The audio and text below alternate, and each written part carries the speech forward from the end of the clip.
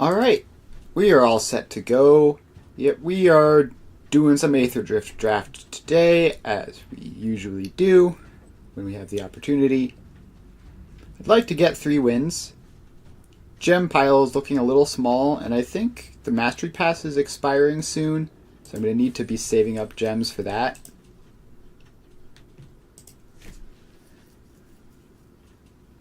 Alright.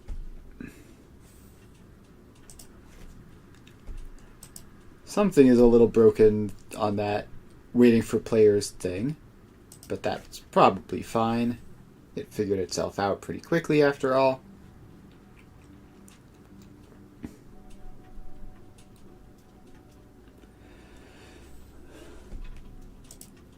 Alright, Aetherdrift draft. Let's see if I can not be bad.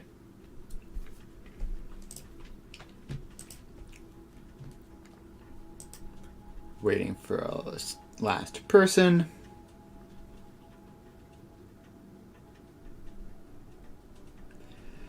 Alright, well, we're hanging out.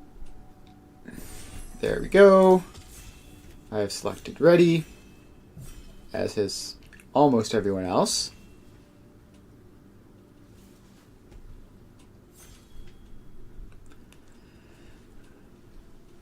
Alright. We have a board wipe. That's pretty good. I do love taking your board wipe. Yeah, let's take a board wipe. You know, that seems like the sort of thing that'll win me a game I have no business winning.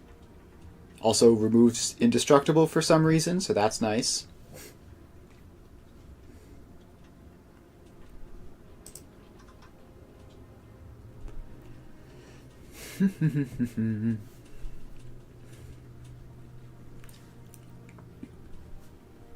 Waiting on other players. Passive draft pack.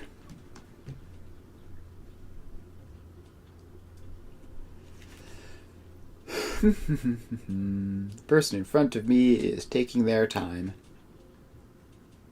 Which, you know, they're perfectly allowed to do. If their rare is bad, then that would make sense. Alright, yeah, their rare is Lifecraft Engine, which is not especially surprising that it's bad, that they didn't take it. Alright, a lot of tempting cards in here. Voyage Home is great. Rise from the Wreck is great. Hazard the Dunes is great. Let's think about Voyage Home. I've often had lots of success with blue-white artifacts, or Esper artifacts, depending. And I've not, by contrast, had all that much success with green. It's not been terrible, but definitely done better with blue-white than with green. It's kind of committal to take it this early, but I'm sure it'll be fine. Alright. This pack is pretty not great for me. I guess we could take like a stall out. I guess we could take a stall out, or I mean, we could try a Jeskai. That doesn't seem like a real thing. Lightning Strike is really good, but I don't know. We could get spicy and try Jeskai. Lightning Strike is an incredibly strong card. So let's take Lightning Strike. The person in front of me is old grandma behind the wheel, just taking forever on every pick.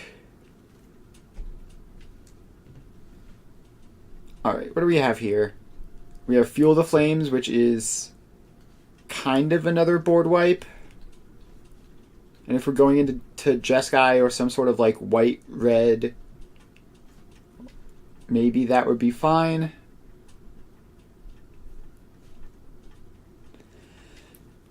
Kickoff Celebrations is probably better though, just selection.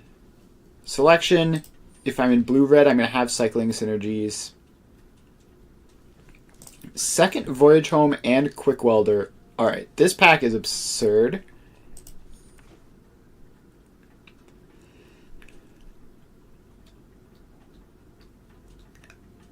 Alright. Gear Seeker Serpent is pretty good. Racer's Scoreboard is like pretty good here for combining my cycling synergies and my artifact synergies. Okay, the person in front of me has picked a bunch of cards at random. Probably at random. Interface Ace. Scrap Compactor maybe, but Interface Ace is just like a pretty good card. Alacrian Armory turns a thing into a thing and gives everything vigilance. Yeah, let's take that, I guess. We can have a bunch of vehicles. That'll be fine.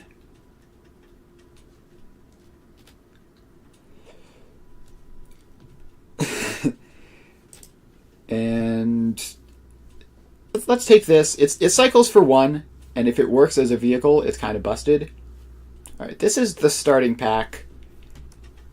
I think it's probably just going to be Tranquil Cove. Just get that mana fixing. And this is actually pretty good in a Jeskai Vehicles deck, probably. Take a Spell Pierce, because that's a fine card, and take another couple of duds. Alright, this card is not good, right? There's no way. Probably Skyray or Quick Welder. Let's take the Quick Welder. Oh, the Skyray is pretty good, though. It's tough. I'm going to take the Quick Welder. I just have like a lot of artifacts. Kind of trying to build an artifacts deck.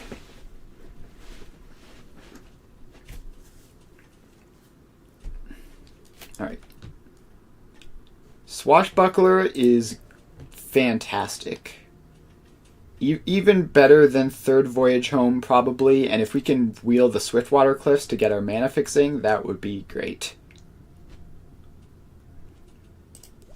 So yeah, let's take the Swashbuckler. Alright, this deck is definitely a crazy one. Maybe it's too spicy. But it seems cool, so I'm going to try it.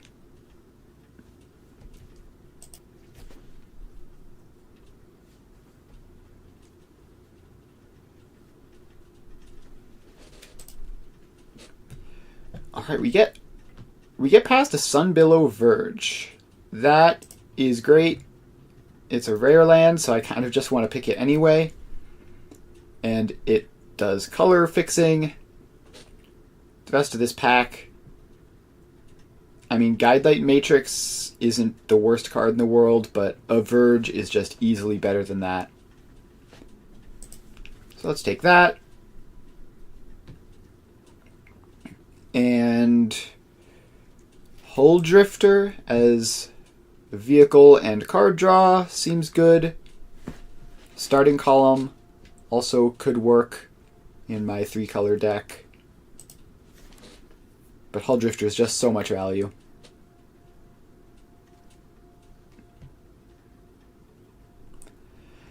Alright, so we could take Crash and Burn.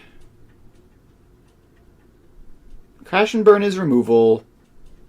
Probably going to need removal more than we have anyway. So let's take that. Another Verge gets passed. God, and Galvanic Blast. This is painful. I want the Verge for rare drafting, but the Galvanic Blast is just such an insanely powerful card. Oh, okay. I think I can live without a rare draft. Take the Galvanic Blast. Alright, Flood the Engine is a great pickup. Just more removal. Another Quick Welder is cool. Having a couple of those makes them pretty consistent. Guidelight Matrix helps our vehicles be less awkward, so we can take that. Alright, we wheel the Swiftwater Cliffs. I'm absolutely going to take that. Even over the Voyage Home, I already have 2 of them. Probably don't need a third.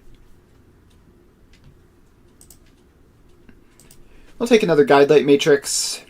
Turn vehicles into creatures. Never the worst thing in the world.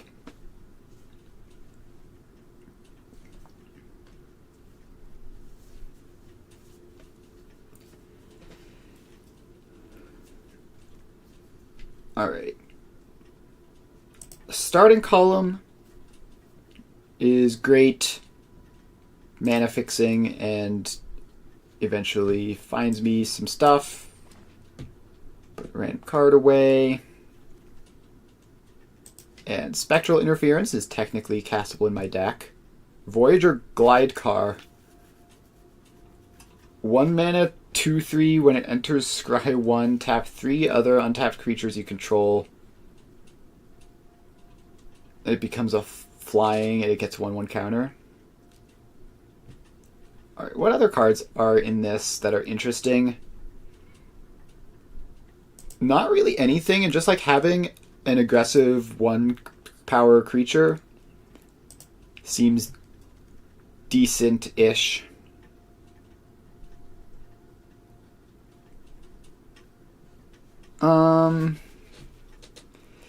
In that vein, Light Shield parry is probably good. This is a very black-heavy pack, and I'm not in black. Maybe Dynamite Diver, but having a combat trick seems like it'll really help me win. Another Lightning Strike. Certainly not going to complain about that.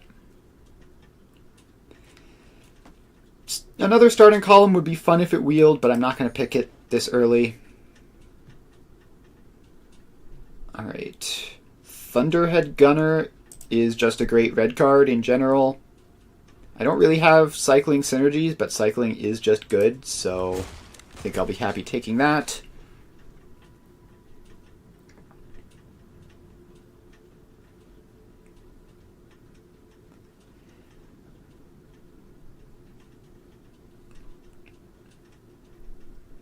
Alright. I would love the person in front of me to give me some packs. Thank you. Alright, what is this? It makes a 1/1. It gives something lifelink. That's not exciting, but probably just take another Hull Drifter. Yeah, I'll take another Hull Drifter. Not another Hull Drifter. I have 2 Voyager Quick Welders already. I think I'll take a Memory Guardian instead.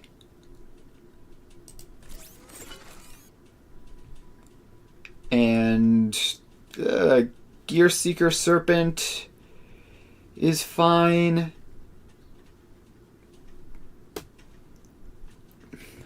What's this? Alright, that's sort of a nothing burger. Let's take the Gear Seeker Serpent. Alright, we have another Tranquil Cove. Another Tranquil Cove is great.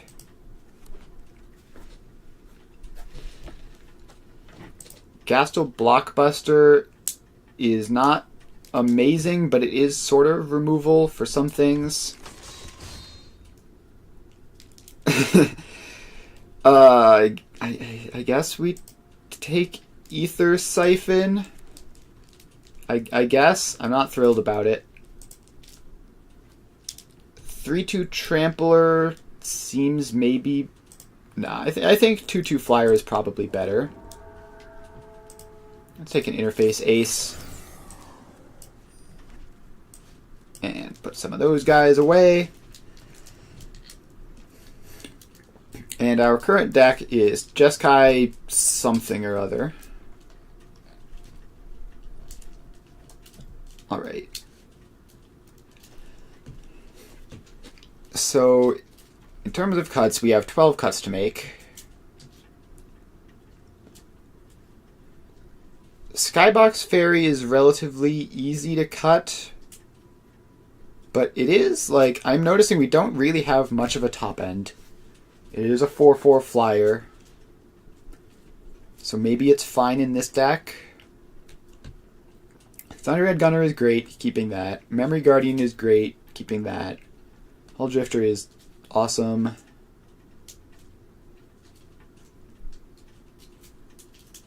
Alright, so this really rewards me for having vehicles, and I have a fair number of those.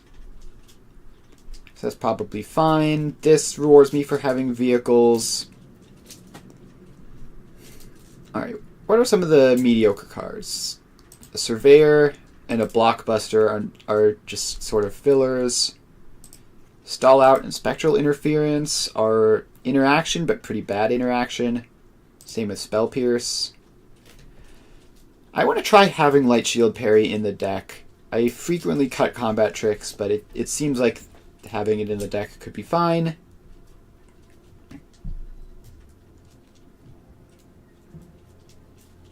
Kickoff Celebrations seems good. It can give haste and add a lot of consistency, which is great. Maybe I don't need 2 Guidelight Matrix. I don't know. Maybe I should probably look at some of these 4 mana things. Like, is Racer's Scoreboard really... I don't know. I'm probably going to have max speed. I have lots of red stuff. Giving all of my spells a discount seems good, actually.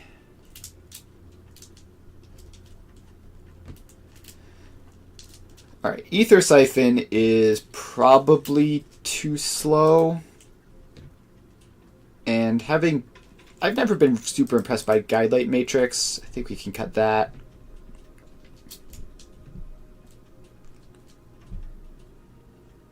This isn't amazing. I don't know. It gives Vigilance, which is pretty cool. 4 more cuts.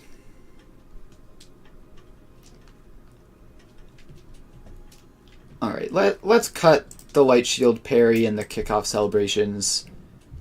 What other cards in here that are just sort of mediocre?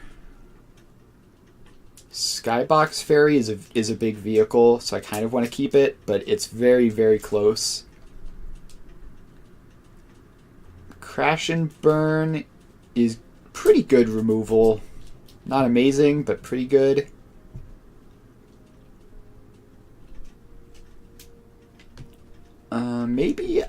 Maybe I cut... No, I need these as just as artifacts, if nothing else. It's so tough. I don't know. I think I'm gonna cut... No, changed my mind again.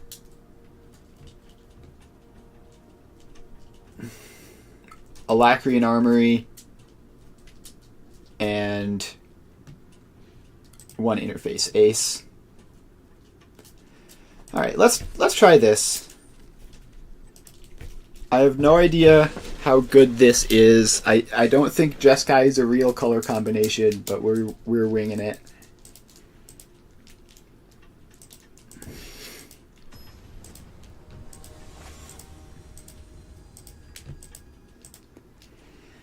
Alright, let's see what we get here. Alright, opponent is in bronze, which is nice. I do love pub stomping. Alright, this hand is fine if we draw a white source. And not completely embarrassing if we don't. Alright, there's a Verge. That's pretty cool.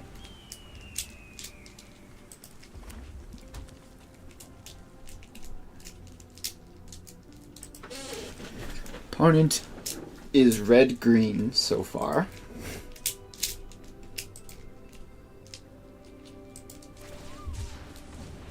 Cycle of Fuel the Flames. Okay, that doesn't really tell me anything. I'm going to play Interface Ace. I have double white for Spectacular Pile Up, which could be huge. Alright, they're kicking off Celebrations. And discarding Full Throttle. Alright, that's a thing. Well, I'm gonna land go. Next turn we Clamorous Ironclad, I guess. Opponent is not doing all that much. They have cycled, and they have cycled some more. It would be cool if I just like got to attack them with a 6/3 menace a whole bunch, and then they died.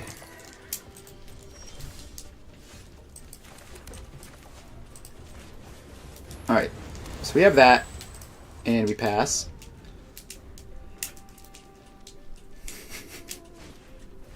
Another kickoff Celebrations.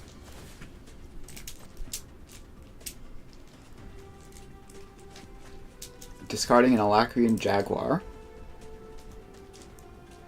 Opponent is up to something, but what they're up to, I have no idea. I guess they're just mana screwed. I guess that's just what's happening here. They have 2 lands, and they're trying to find the third with a billion extra looks. I guess that my opponent is just incredibly unfortunate. You have to have found a land. You've cast 2 kickoff Celebrations, and if no, you've gone to discard. Okay. All right. That could be very fun in a turn or two. Actually, wait. It's fun now. Alright. We're going to play that. We're going to crew you up. And we're going to attack in. Casual, draw 3, discard 2. Island, crash and burn, maybe? This is very silly what's happening here. Alright. Nothing I can do this turn, but I have Lightning Strike up. And they're going to die very, very fast to Fearless Swashbuckler. Plus, well, mostly Clamorous Ironclad. In fact, if I Lightning Strike their face here,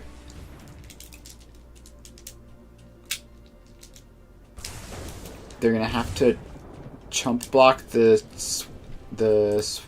Swashbuckler and go to 2. That doesn't seem great for them. And if I top deck an artifact, if I top deck a vehicle, it'll have haste, and then I'll win on the spot.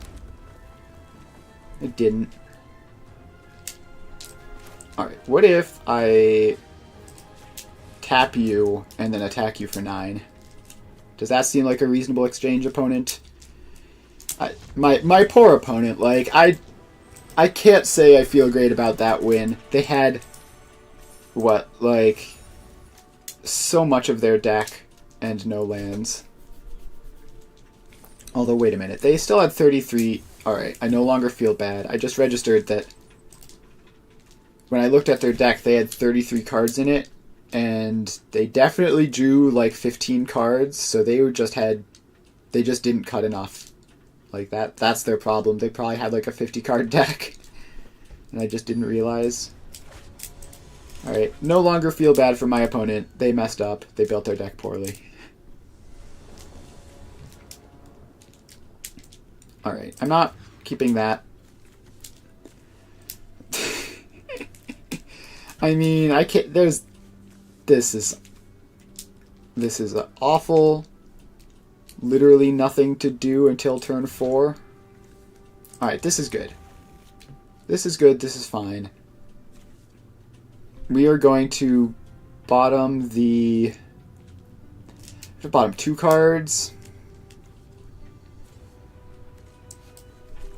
Flood the engines, Quick Welder, keep Ironclad Velocitar. keep our mana. Alright. This hand has a couple of 4-drops. You know, just a few. And I don't think I cycle that. As long as they're not doing anything, and they're Naya. Boy. Whenever you cast a spell, if it's not their turn, they take 4 damage. Whenever you exhaust, that gets a counter. Okay. Fair enough.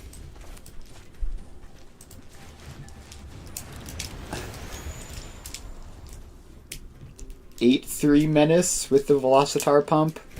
That's pretty big. Please don't have 2 blockers up. I really want to be able to attack. Okay, no, they're gonna have 2 blockers up. Rip me, I guess. Although even then, like, they have to trade their entire board for it. Alright. Crew. You swing for 8, menace, trample.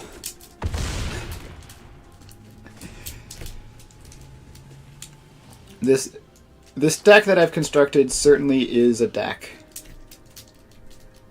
It is one of the decks of all time, for sure.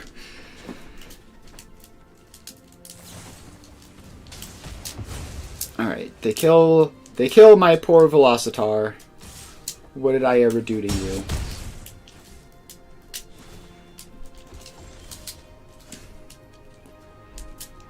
Alright. Draw 2 cards, then discard a card. Assuming I hit a land, I can have Lightning Strike available.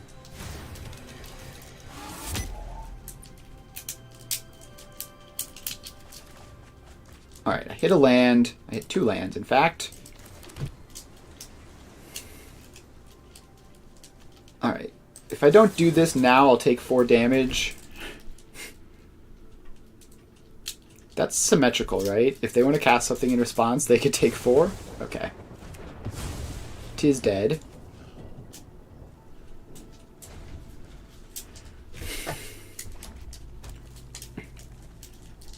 And then hopefully Gearseeker Serpent will stabilize. Ironclad currently doing nothing. Do I even want Gearseeker Serpent to stabilize, or do I just want to go to punchies with the Ironclad?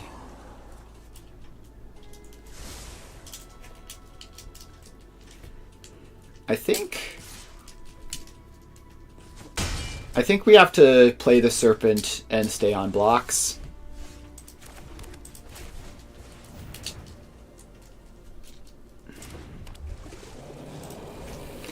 And we pass with 5/6. Hopefully that's enough. Very well might not be.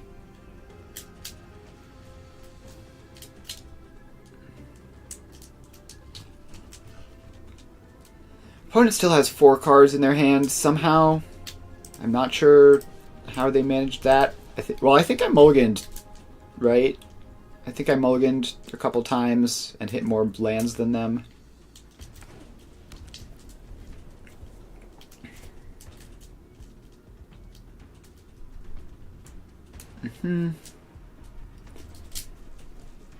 Pass 2 attackers. What is that? Alright, well, I'm not going to just eat the chump attack.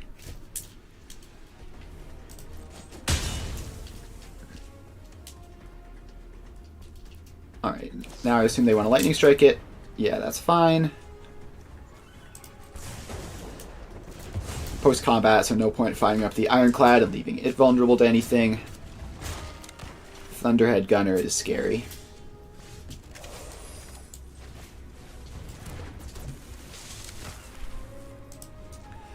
The old Swashbuckler on defense is just going to crew up the Ironclad.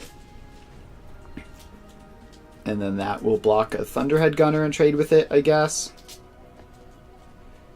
How much mana do they have? 7. So if they play another land, they can activate this twice, which is horrifying.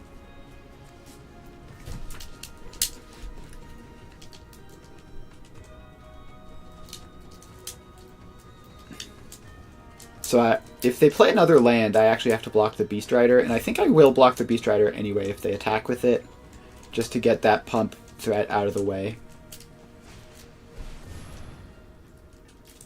Okay, Migrating Ketrodon in play gains them a bunch of life, makes things a lot worse for me in terms of just having a 6/6 reach.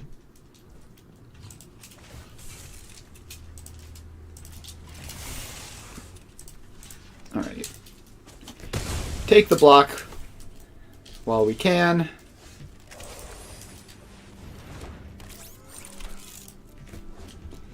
And we are almost certainly going to lose this. We can double block the Ketrodon, I guess, unless they have literally anything.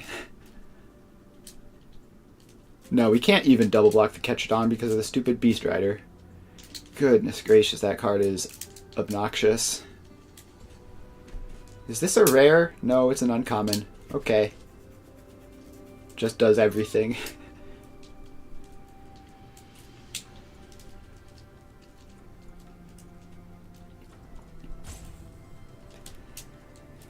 I don't even know what I need. I need to draw a Wrath, I think, at this point.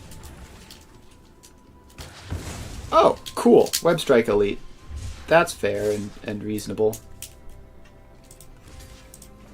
Well, I'm going to take my chump and go to 6. And please top deck a Wrath. Okay, well, that's something. I'm not dead yet. So I go to... If they play land, I go to 1 off of the Beast Rider. Alright, they have a Beast Rider Vanguard and a District Mascot and a Gilded Goda. Oh, please let me draw a Wrath this turn. Please let me draw my Wrath. It would be so funny. Nope, I don't. Alright.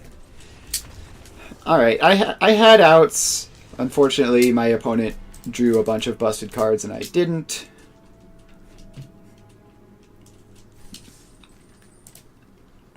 Alright, 1-1. Still doing fine. Just gotta get more wins and less losses. The good news is, like, we were pretty decent at not dying for a long time there. Alright, this hand is pure greed, but I'm gonna keep it. I'm gonna keep it and try to greed. Like, turn 4 Hull Drifter seems pretty good.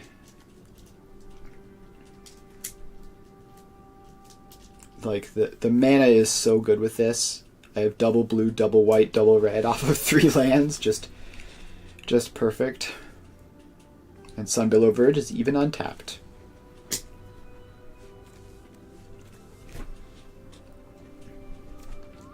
Alright, we keep this. Opponent plays a Scurryfoot. I'm going to gain a life. Alright, they are black-green and they're playing Guidelight Matrix.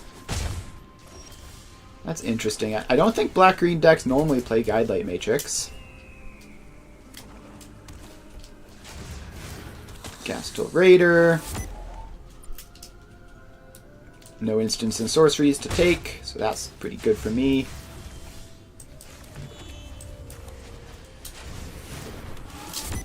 Starting column, and I think we're going to play the Thunderhead Gunner next turn. Are you kidding me? The freaking Ether Spark? Why can't I have busted game-winning mythics in my deck? That would be cool by me. Alright, well, I'm definitely going to play a Thunderhead Gunner. And get rid of this Racer's Scoreboard. Because it's kind of doing nothing. Alright. They have removal. They have Ether Spark hits. They're going to be drawing 4 cards off of that Ether Spark over the next couple of turns. Alright. That's 2 damage to any target because I do not have enough artifacts. Let's play a Hull Drifter. Get our card draw on.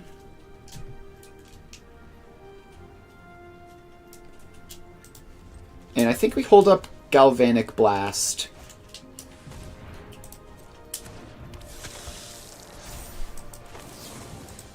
Alright. Kill that. In response, they're going to take the Lightning Strike, which really, really sucks because that was how I was going to kill the other Raider.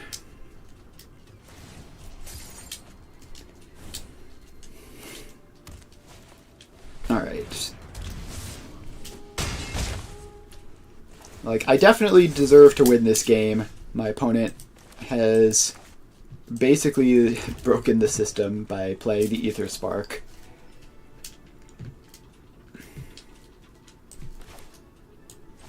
I'll Voyage home, I guess.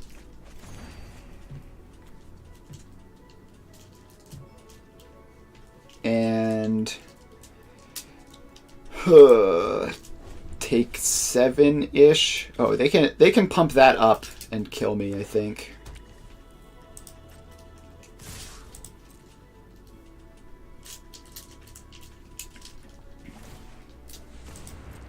Yeah, very, very reasonable opponent. I appreciate the limited experience of having my opponent draw, like, what, 6 cards off of the Aether Spark.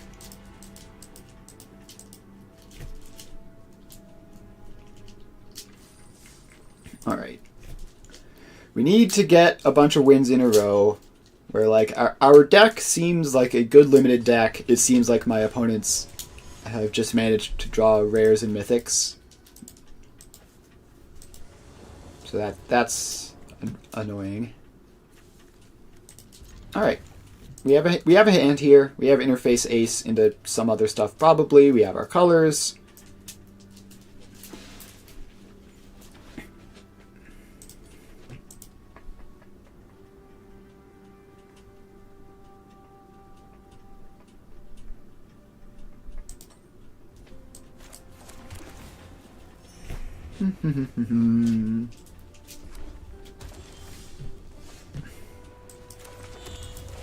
Alright, interface ace in play.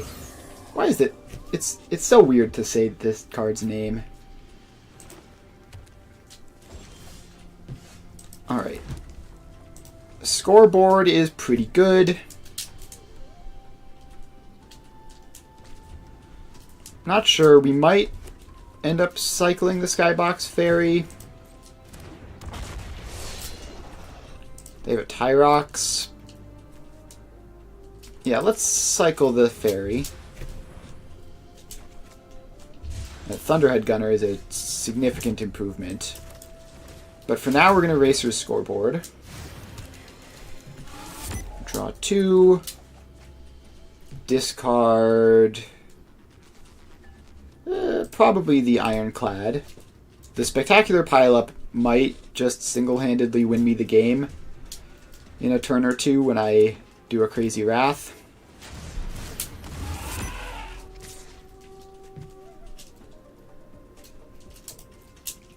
I think we leave the ace around.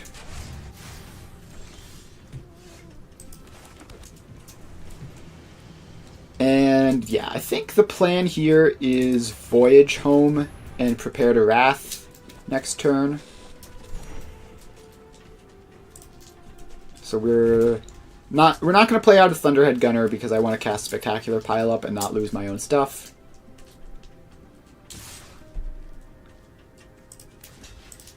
Yeah, I think we chump here. Just to gain some life.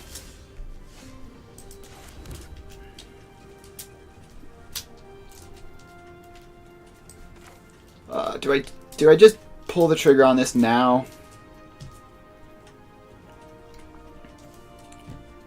No, I think I leave up Lightning Strike, Crash and Burn.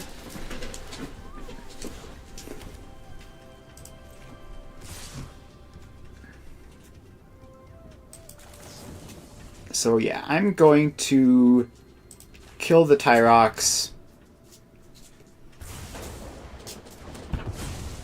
which should hopefully prompt them to cast some more creatures, rather than just relying on a 3/3 to get them the whole way through.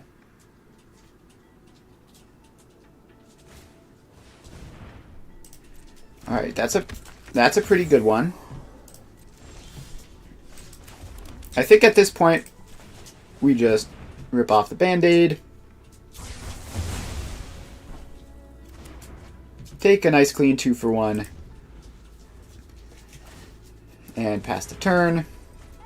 They're just going to lock it on Surveyor. They're not doing much of anything. Is that the top card of the library? Alright. I really don't want them to have that, so we're going to kill it.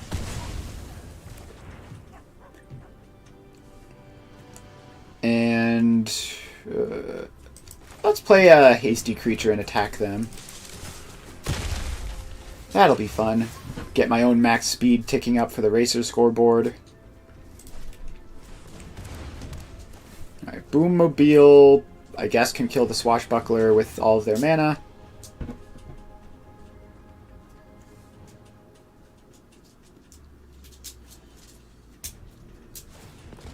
Yeah, that's fine. They can take their entire turn to do that. I am going to play a Hull Drifter, draw 2 cards. Play a Voyager Glide Car, scry 1. Put a land to the bottom, obviously. And Memory Guardian is a 3/4.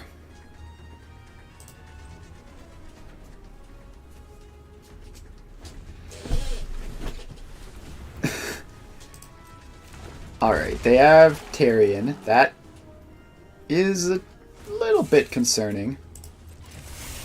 And they're crewing up the Boommobile. Alright, not doing anything about that this turn. We'll just go to 8 against a Tarion. Don't love that. But we can at least get a Thunderhead Gunner in and discard this Plains. Come on, give me something good. Quick Welder is not great, but it is a creature, which is pretty good. This doesn't have Vigilance. Nope. Need to be on defense for now.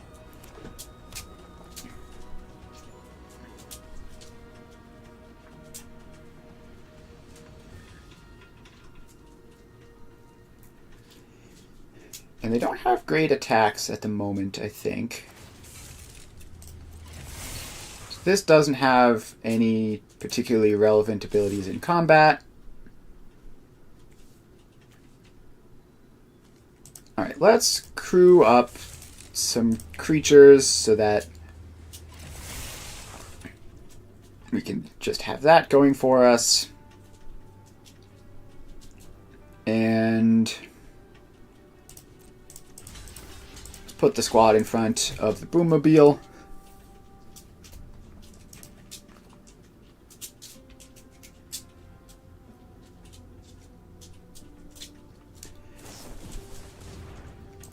Alright.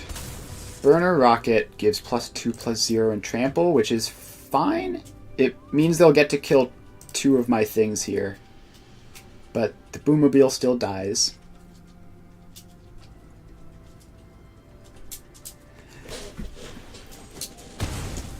Yeah, so I lose the gunner.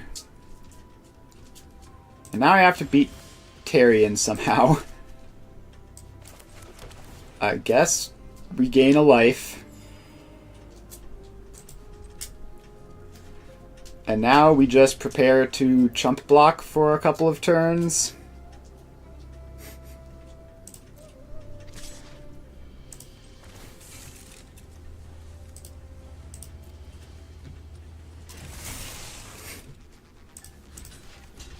There you go. Chump block. Please don't have anything that gives trample, or I will be sad.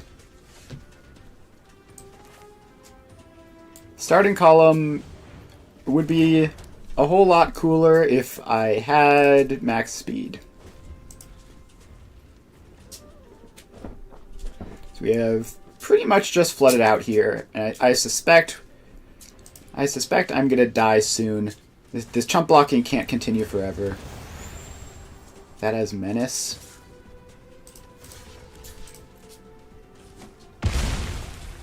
Alright, give me a removal spell. Alright, Voyage Home is the kind of thing I need. But they kill my thing. Oh, thank God. Alright. We are suddenly looking pretty good. And Galvanic Blast is active.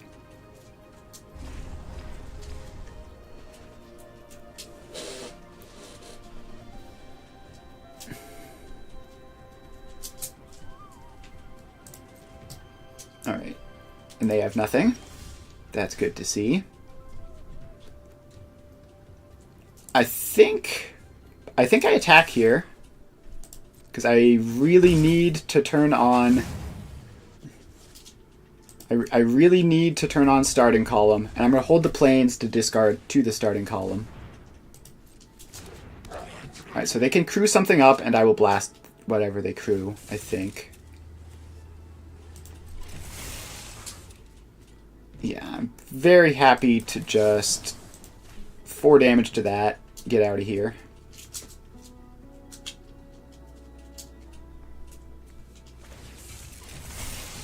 Right, I should have done that in combat. That was dumb. So now I take 3 for no reason, but it's still probably fine. So now we get to max speed.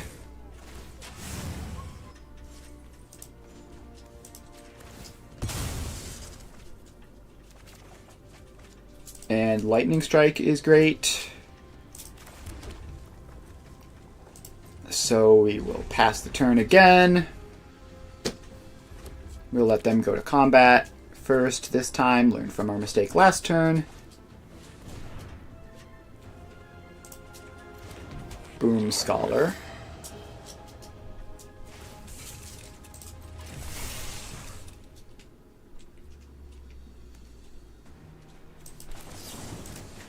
I'm going to strike the Surveyor. Because the Burner Rocket isn't necessarily a creature if I can remove their other ones.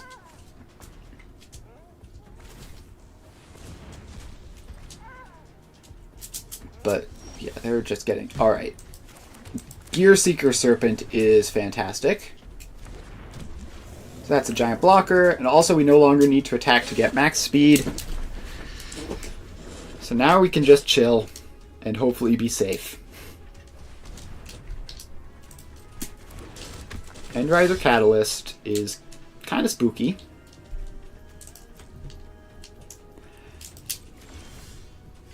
Alright. When they're attacking in batches of 3, every point matters, you know? Pass.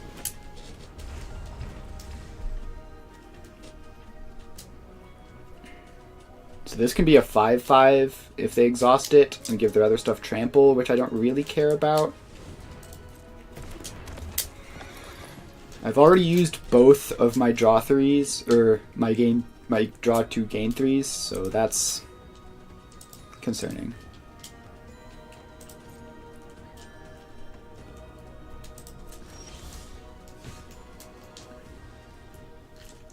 Alright. Velocitar is another blocker.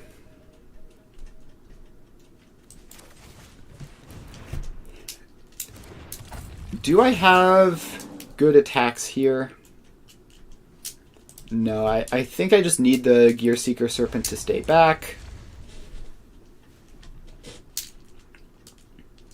Now my opponent has 4 cards in hand, and I have 0.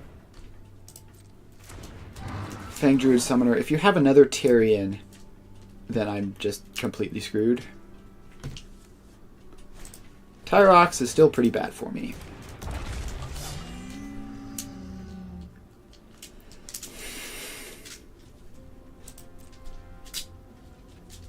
Alright, give me something good. Alright, we have a Hull Drifter. Give me some good cards off of the Hull Drifter. Oh, I milled out. Oops. Too much value. Alright. Well, that's embarrassing. You know, of all the ways to go, just mill out because you have too much value is pretty much the worst. And also, we got completely smashed there. All right, well, let's try the Phantom Bot draft then. That'll be fun.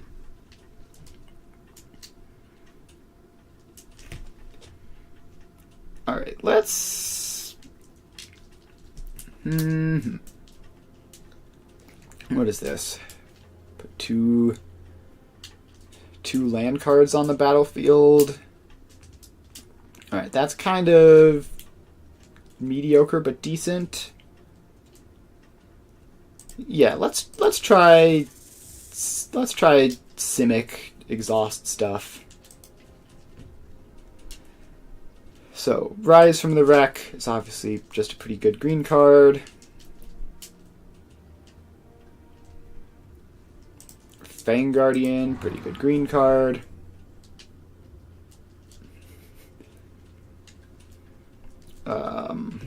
Midnight Mangler, I guess, is not the worst thing ever.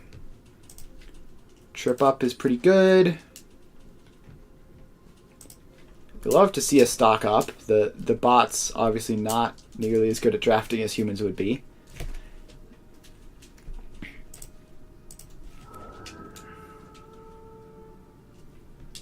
Alright. Do we take a Silken Strength? I guess.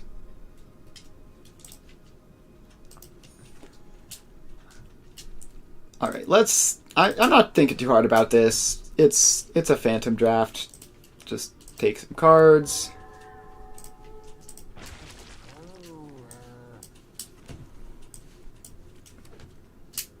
Alright. And then here we have Run Over is great. Earth Rumbler is probably better.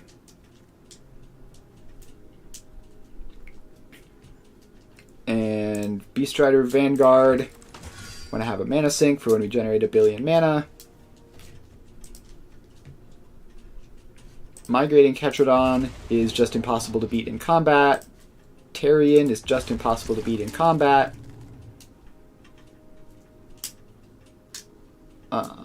Howler's Heavy can keep us alive. Pothole Mole is free value. Bestow Greatness is busted. I don't think there's ever been a game where I wouldn't have lost to Bestow Greatness. I need to play green more.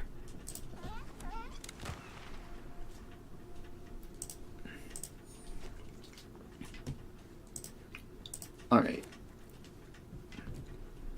Yeah, opponents' picks are wacky from being bots, I guess.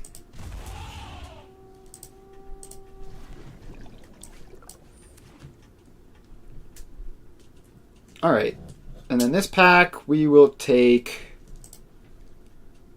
Flood the Engine,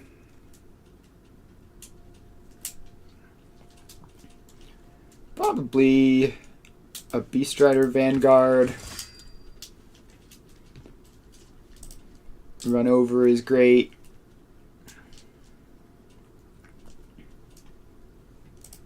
Stall Out, I guess. You have multiple Silken Strengths, which is probably not good for me, but whatever. We get another Ketrodon.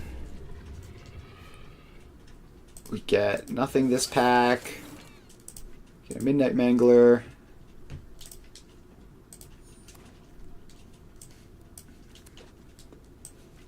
Alright, and then a bunch of random cards.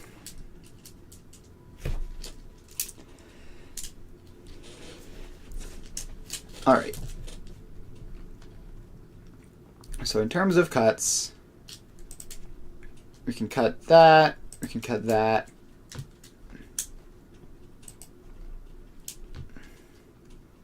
Let's cut a Spectral Interference, and some of those, and some of those. And 3 more cuts. Fang Guardian is pretty good. let's go 2 Glitch Ghost Surveyors and a Loxodon Surveyor. Let's try just Simic good cards.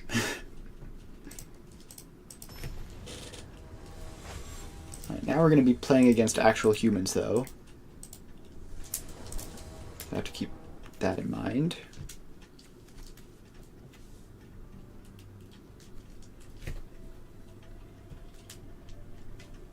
Alright, this hand is fine.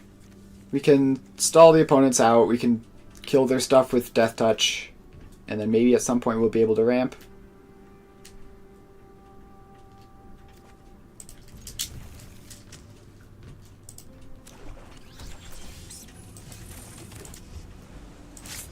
Alright. See what our opponent has.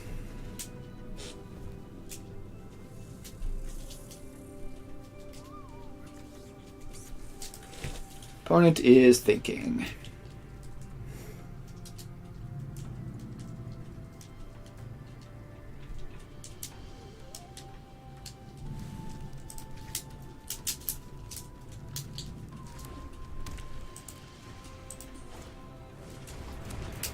Alright. That's fine. Let's play a Sky Serpent Seeker. We're not going to block with it this turn, but we'll have it in play for run-over purposes next turn if we need to.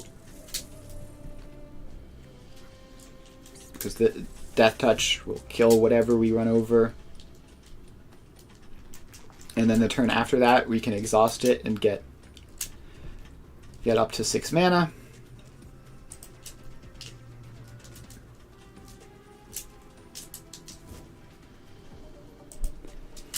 Opponent is definitely playing slowly. So I'd like them to speed it up a little bit. Gastel Raider. Alright, they can take my run over or my stall out or my trip up.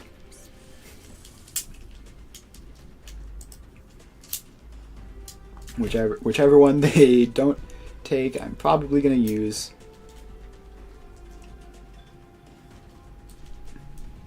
I don't know, I'll probably just play the Rover Blades next turn.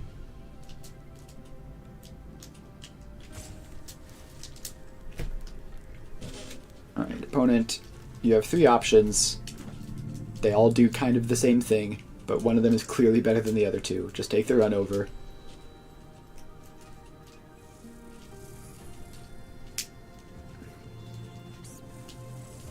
Alright, they take probably the worst of the 3 cards, so that's good for me. Play out my Double Striker. And I guess we attack, because we may as well. We're not going to block with that.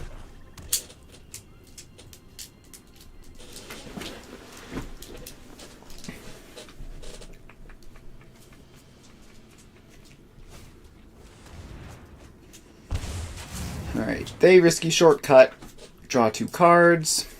It's pretty good for them.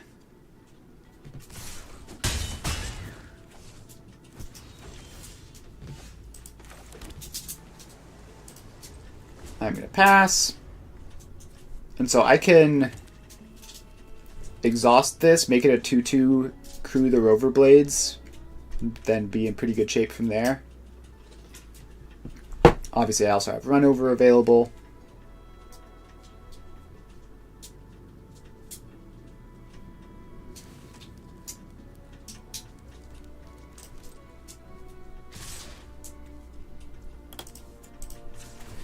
Alright, give me some lands.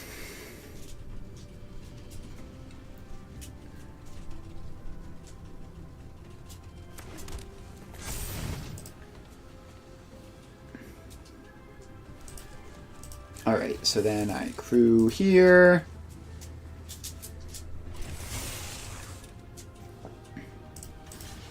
And I block the Raider with my double striking creature, and to take 2 down to 10. Alright, they have a combat trick. That's fine.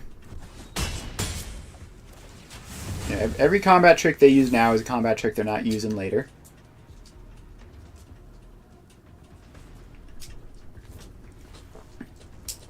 And I think we probably just cast couple removal spells next turn. Alright, they spin out. That's annoying. Okay, well, let's stock up. Grab Rise from the Wreck, Pothole Mole.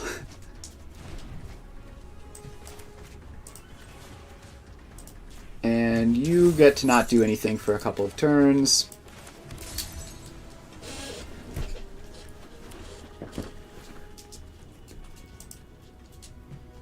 Alright, go to 8.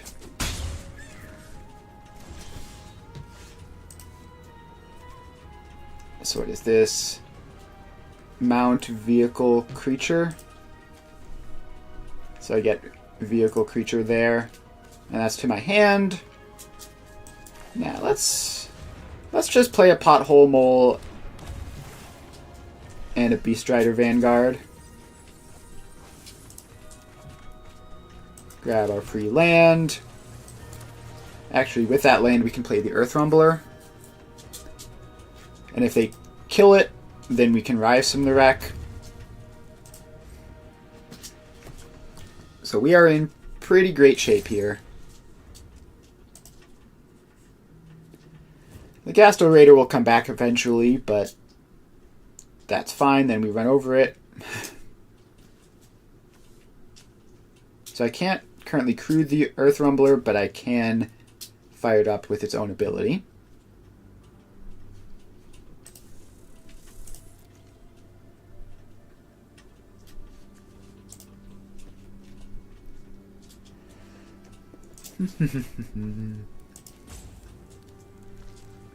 Opponent is also at 35 cards in their deck right now, so they have not built their deck properly. Artifact or creature, so I guess you take my Beast Rider Vanguard.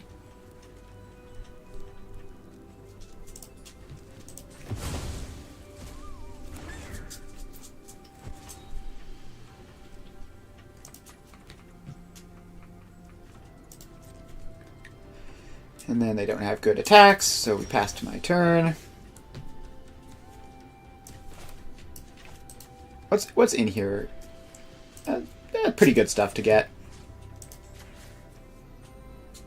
Mount, submit 0, vehicle, grab 1, creature with no abilities, yep.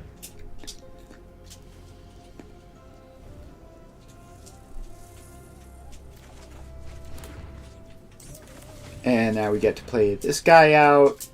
And we aren't able to immediately exhaust it, which would be very fun.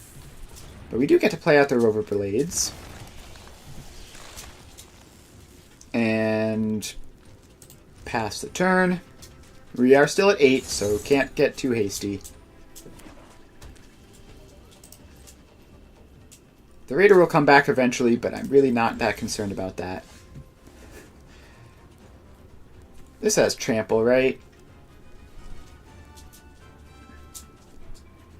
Alright, let's play a Howler's Heavy.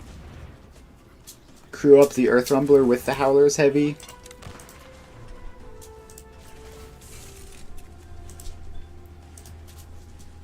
And equip the Rover Blades to it and attack for 14 Vigilance.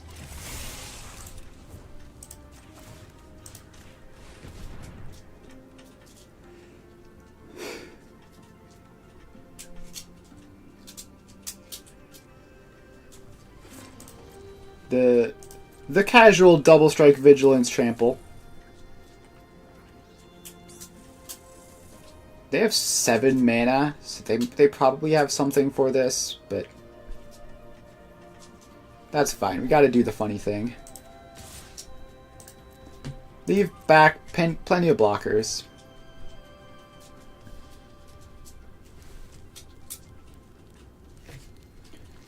Alright, they are playing slow.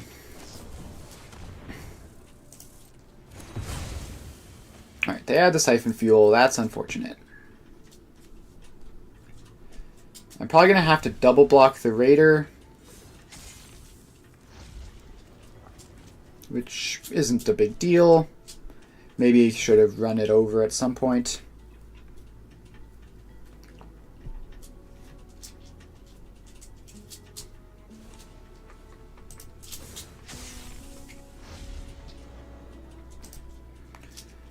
Opponent is mousing over every card on the battlefield rapidly.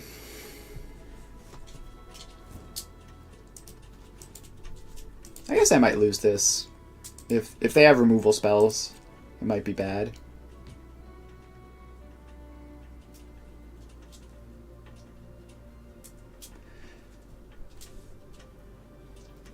So I'll fire up the Rover Blades. Let's crew these guys.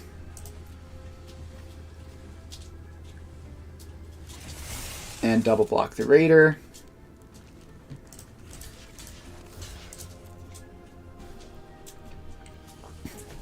Alright. So both of these kill the Raider on its own, so it's going to be kind of hard to save it. Of course, they can just freaking give it indestructible, because why not?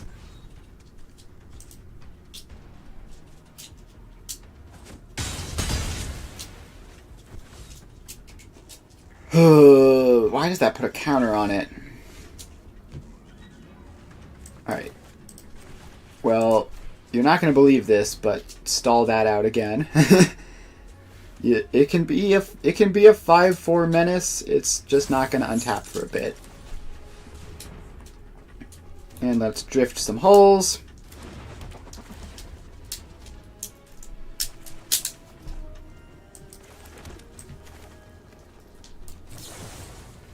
And there's no point doing that. And let's just attack for 3. There's no point using a removal spell to slow down a Deathless Pilot slightly. Not when they have 5 mana available currently.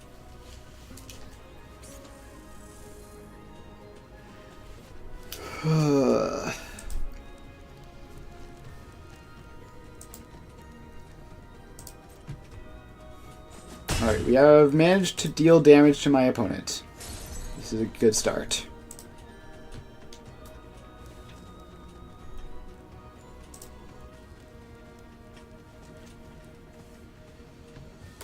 Is it just me, or is that guy's neck incredibly long? What the heck? I can't unsee that now.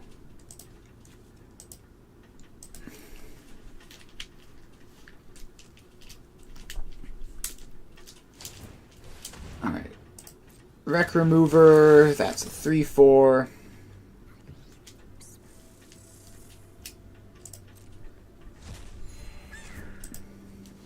Now, I'm going to draw something good, right? At some point. It would make sense for me to draw a good card at some point. If only I had managed to exhaust that snake the second time, I would have 2 less lands in my deck.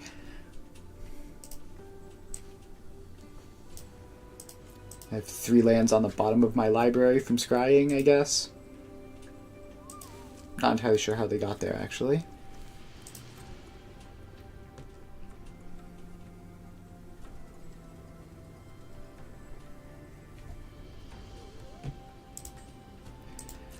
Alright, we draw another land, because of course we do.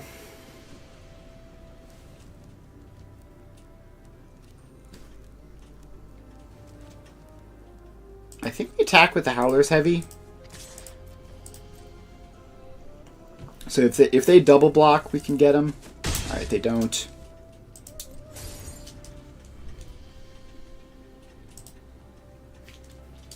But we do need to have literally any pressure. So these random stupid little attacks are serving a purpose.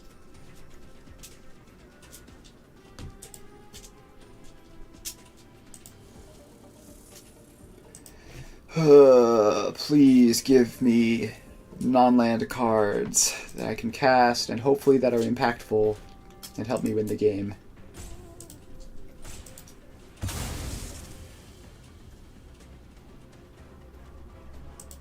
Yikes.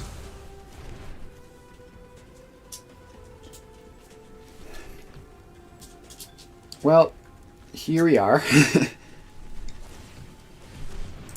They can return their Deathless Pilot. And I think I'll trade Pothole Mole plus Run Over for the Wreck Remover.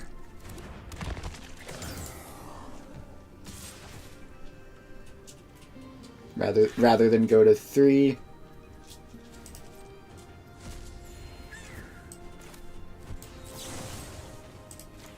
Target my creature, target your creature, deal 2. And trade. Oh, it's so good. Now I just need to... not die to the Gastel Raider with Menace. Which might be a bit of a tall order. It's untapping next turn. Well, they have a Crash and Burn. Because, of course, they do.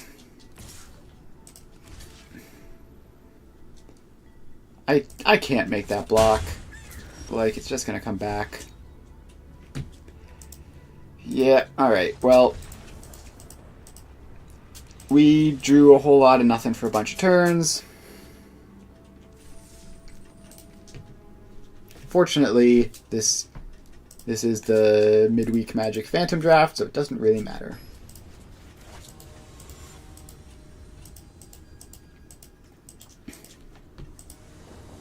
It feels bad to lose to someone who clearly has no idea what they're doing.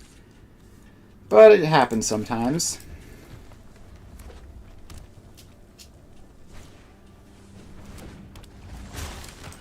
Alright, they have a Marauding Mako. I have a Sky Serpent Seeker. They kill my Sky Serpent Seeker. No ramp for me right now. I have a Pothole Mole. Hopefully will draw me a card. Nope, it bricks. Thank you, Pothole Mole. Very cool. Fang Guardian's kind of nice. Magmakin Artillerist doesn't matter. Do I play out a 3-4? No, I think I wait until they're... I think I wait until they do something foolish and flash in the Fang Guardian to punish them. Transit Mage. Which is going to get them. Alright, just an Ironclad. That is fine by me.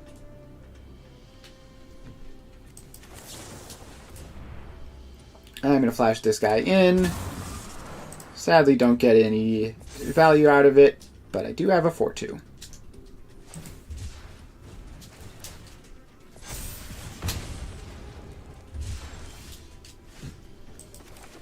Alright, so I don't have triple green for Tarion.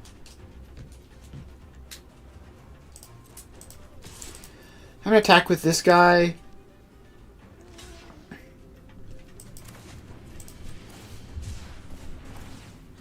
And cycle the Howler's Heavy.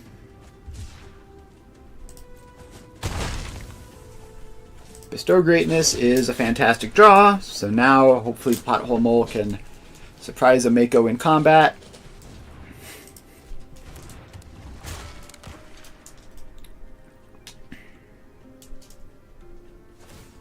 Alright. Discard a land, put a counter on a thing.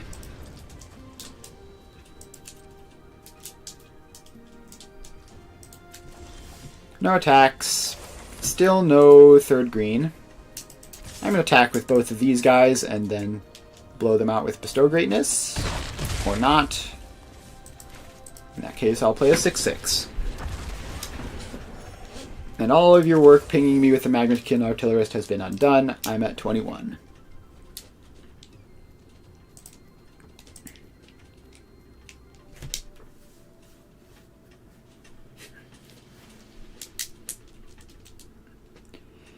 And if they keep not blocking, I think I'll keep attacking and holding up Bestow Greatness. Like, I guess. Alright, those attacks are very suspicious. I'm gonna be fooled by whatever they're trying. And block the Mako.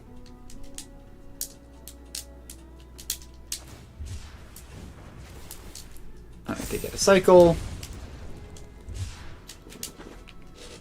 If you have even more cycles, then you can kill the Ketradon If you have a lot of cycles, if you have 3 more... Alright. A broadside barrage. So the Ketrodon is still going to trade with the Mako. So that's the important part, right? Like, their scaling threat no longer scales.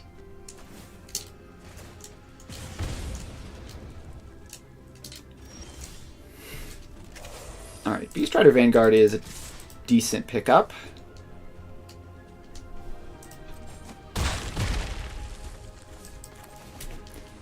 So we'll play that out and pass. Defensive Bestow Greatness might happen here if they attack with the Gunner specifically. Another Marauding Mako. Actually, if they attack with the Gunner, I think they might be almost dead. Like, they're at 8. With this, I have 12. 5 damage to up to 1 target creature or planeswalker.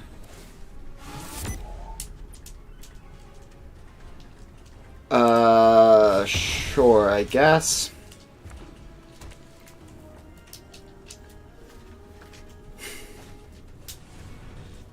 Alright, to play out a haste creature. Please just attack with everything so that you will die.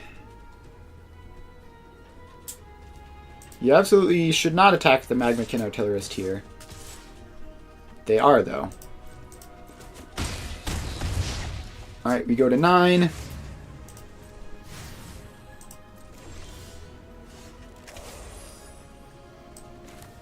Alright, well, let's just make this extra super dead. So that now they don't have a blocker. And we win these. See, that is how I imagined matches with this deck going.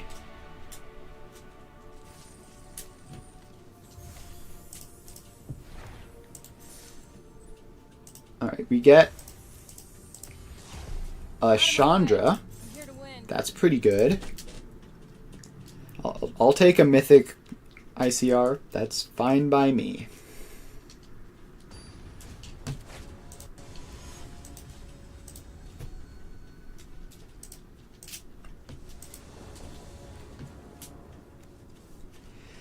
Yeah, this is fine. We have the Sky Serpent. We're gonna play it on 2. And we have a billion lands. And we're about to find a billion more with the exhaust trigger. Okay, I really need fewer lands than this. We can't cycle these. We need to keep every spell we have. And they have removal for the Sky Serpent, which means my brilliant plan of thinning the deck is not going to work.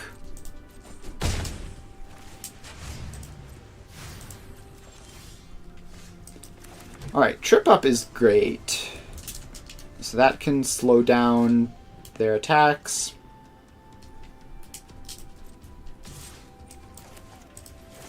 And yeah, I think I'm just going to send that back.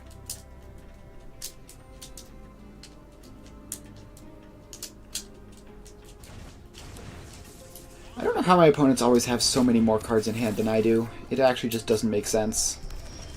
Like, where is this value coming from?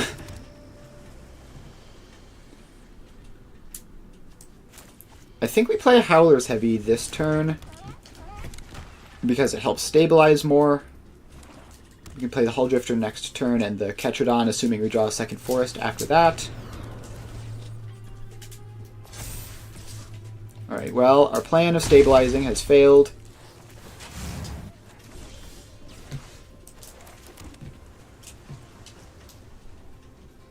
Do I just flood the engine here? I think I do.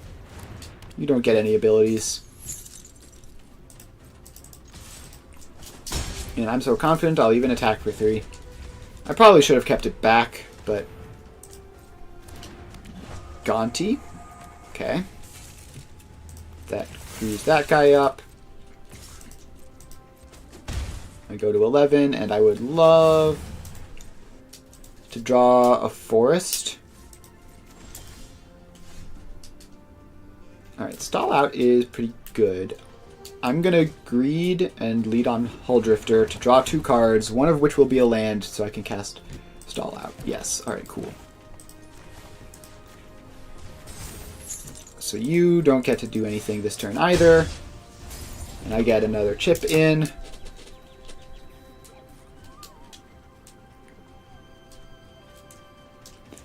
And now with double Ketradon, my life total is actually just fine.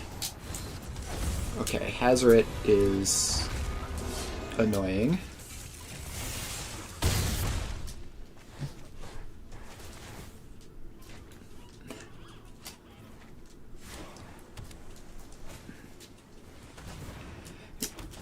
Alright, well, opponent had a Mythic, so I'm going to lose this game probably. But I do gain 4, and I do have a 6/6. So, you know, we're fine. It'll be fine.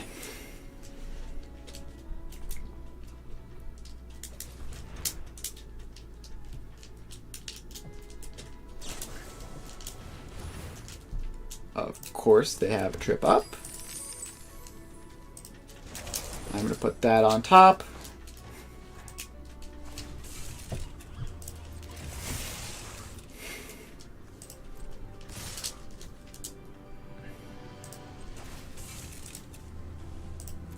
And I guess I'll go to 1. I'll go to 1, block the Tyrox.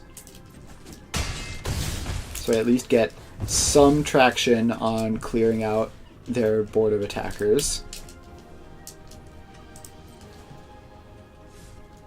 Right, they still have a Gonti. Of course they do. Oh yeah, sure, Earth Rumbler. That's fair and reasonable. You know, you couldn't have hit a bad card off my deck or anything. Well, I'll play another one of these. And then just die to Earth Rumbler. Yep, die to Earth Rumbler. God, it's a good thing that this draft doesn't matter, or I would be very, very upset.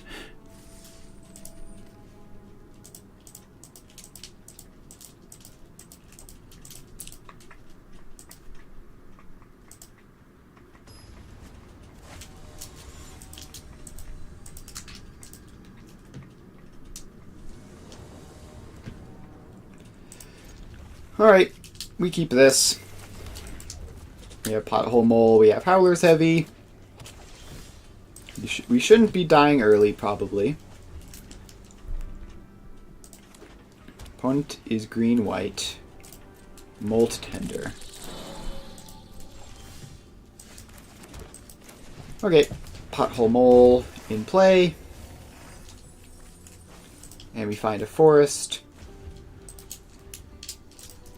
And we are starting to work Rise from the Wreck to be useful.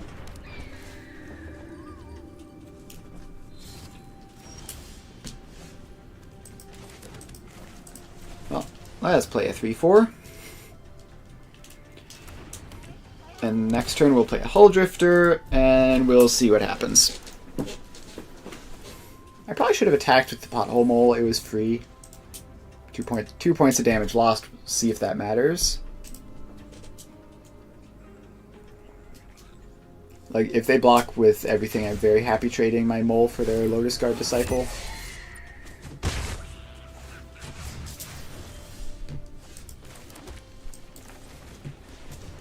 Alright, now I have a flying blocker. And yeah, I think same logic as last time. I'm going to attack with the Howler's Heavy. Alright, 3 points of damage achieved. They have lots of flyers. Target creature or vehicle gains lifelink and indestructible. I thought that was lifelink or indestructible. That's rude.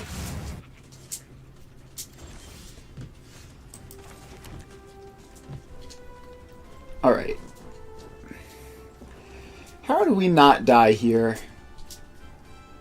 We need to crew the Huldrifter.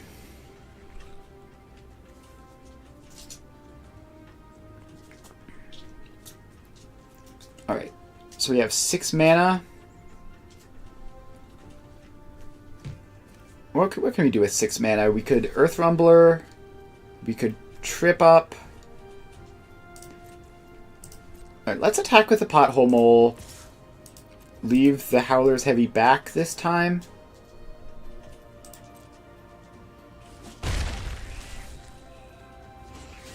And pass the turn with Trip Up available. Alright, they mill a card with the Molt Tender.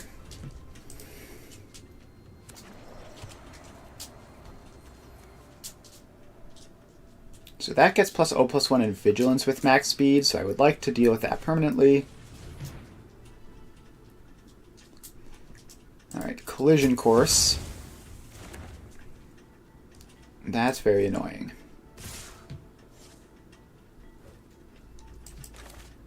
Alright, I'd like to deal with this permanently, but I just need to get rid of it in the short term.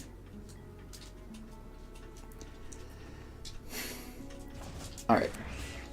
They put it onto the bottom. Yep. And now they hit max speed, and that Random Surveyor is active.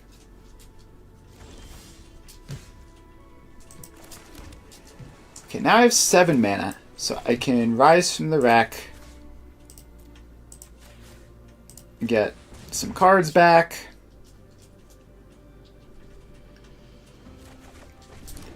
We're definitely ahead on value. We just need to not die.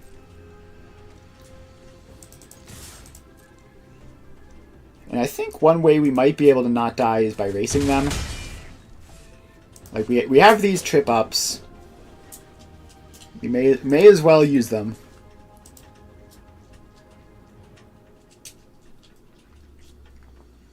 We can flash in a Fang Guardian to jump the Molt Tender. Or we can Trip Up a Lotus Guard Disciple or something.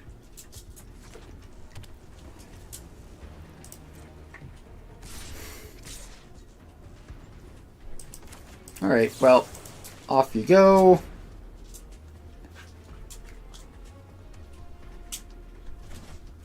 And the bottom again.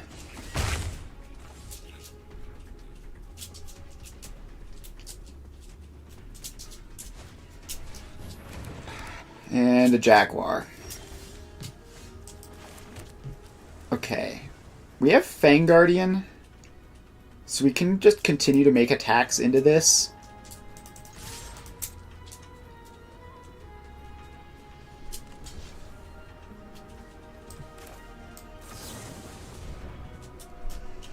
Alright, goodbye, Jaguar.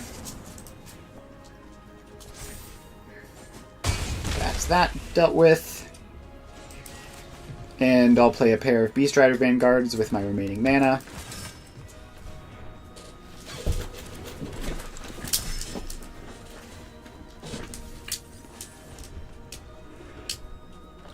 Yeah, now we are very far ahead, I think. The race, I guess, like, we're a bit lower than them, but we also have way, way more pressure in play. Alright, they have a Mammoth.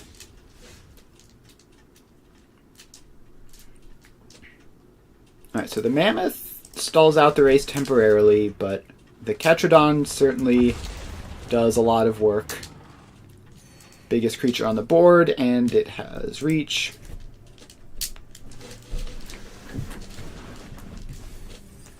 They've been milling a card every turn. And they're still at 21 cards in library. I'm at 20.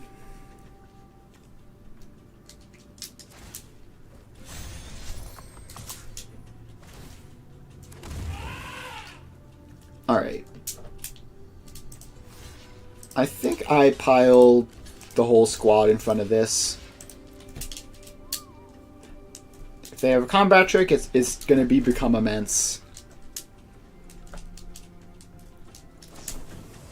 Or Fang Guardian. Yep.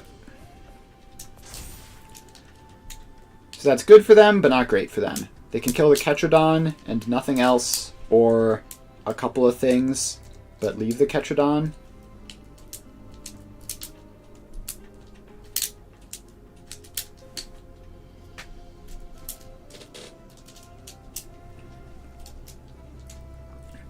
hope they leave the Ketrodon. I like having a 6/6.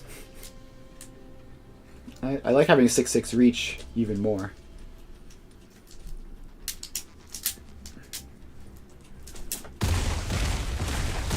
No, they choose to kill a couple of things instead.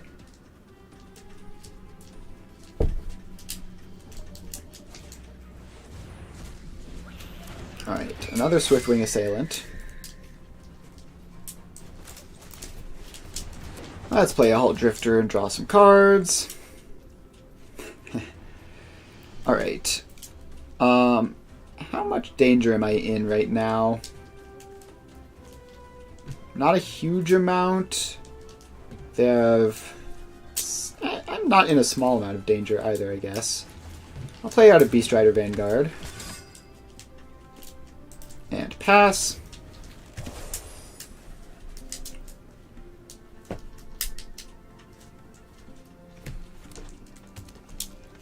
So they really don't have great attacks as long as I'm playing defensively.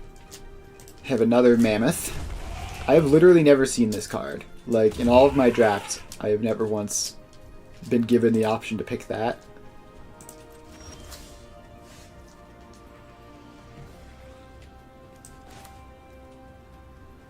Alright, let's just get rid of that.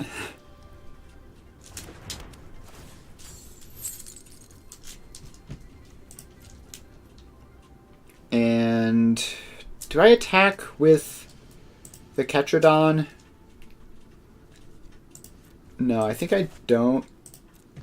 I think I just play the Earth Rumbler. So Earth Rumbler is no Ketrodon, but it will be able to attack profitably because it has Vigilance.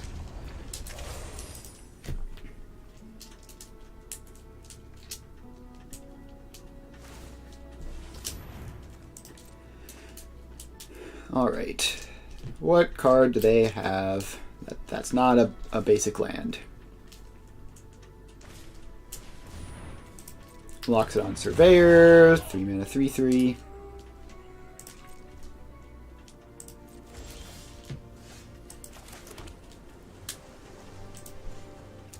Alright. Hang on. Actually, let's stock up first. I would love to hit a combat trick with this. I'll take a Tarion, though.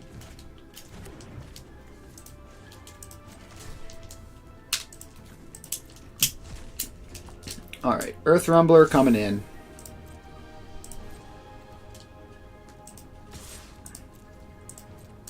Have fun with that. Alright, so yeah, this is just fine. Like, it gets rid of a couple of attackers.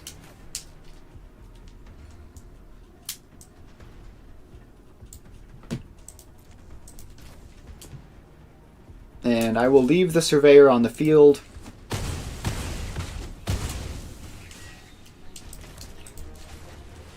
As long as we're trading multiple creatures for one creature, that's beneficial for me because I don't have the option to do that on blocks.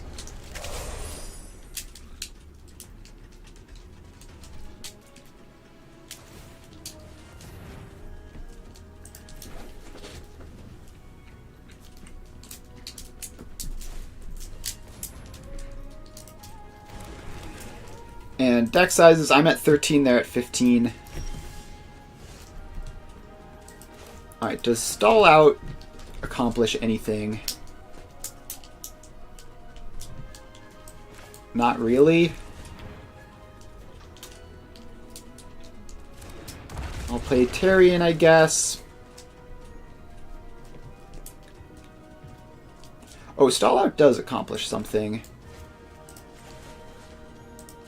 So you are gone for now.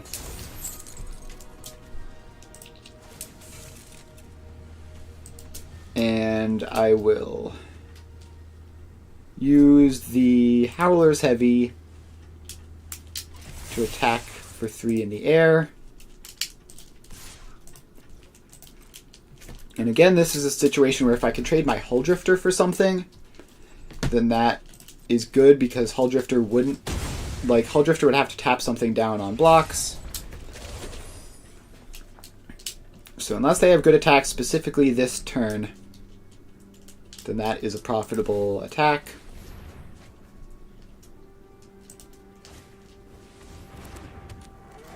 Bulwark Ox.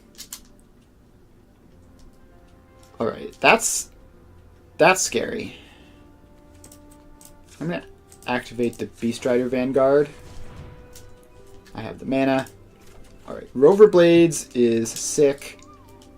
Putting Bestow Greatness on the bottom is pain.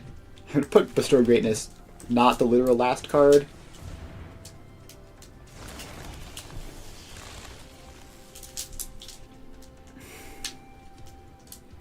Alright, if I give something Double Strike here, I can't actually do that right now. I think we pass. Maybe I should have attacked with Tarion, but it seems like Bestow Greatness on Tarion might be the thing that I do to win, so...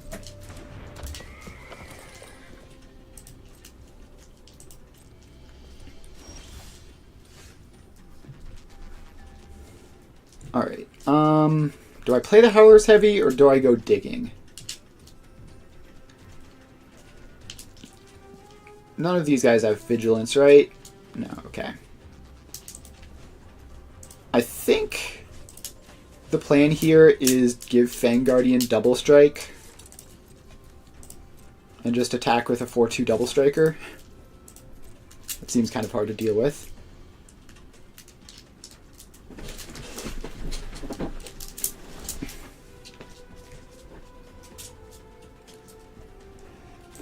Alright, so that is a chump block, if you love to see.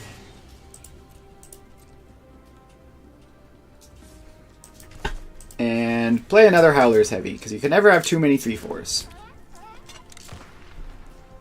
And I don't have the mana to shift the Rover Blades around, so...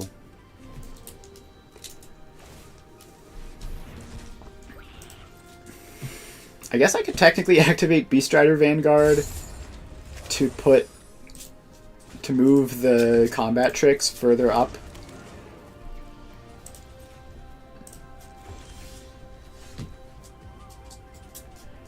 Alright, Sky Serpent Seeker is good. Not to exhaust it, though. I actively want to avoid exhausting it if possible. Alright, attack with the Fang Guardian again.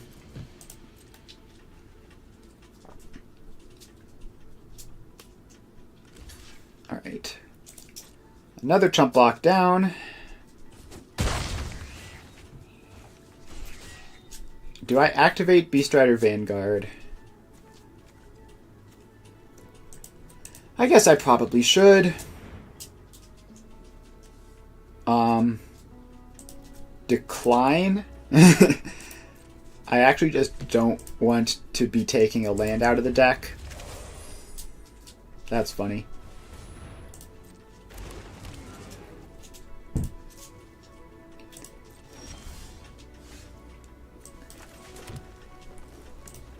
Alright.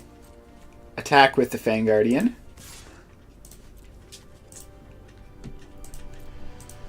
I know every card in my deck now. They're all lands and a Bestow Greatness and a Run Over.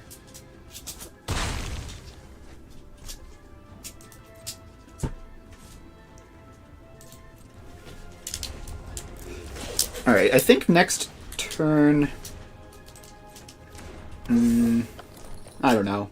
I don't even know if I can afford to make more attacks.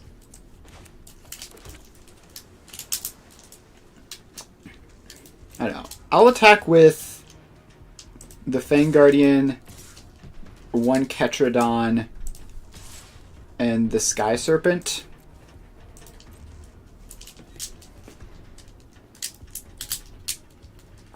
Just gotta get a couple more points of damage and get rid of a couple more chump blockers. Oh, they have a 3/4. That's unfortunate. Alright, still though, this is fine. We can get rid of the 3/4.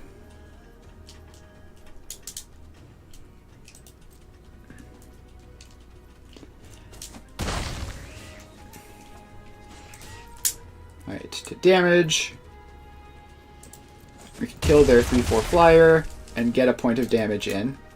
6 cards in library, 7 cards in library.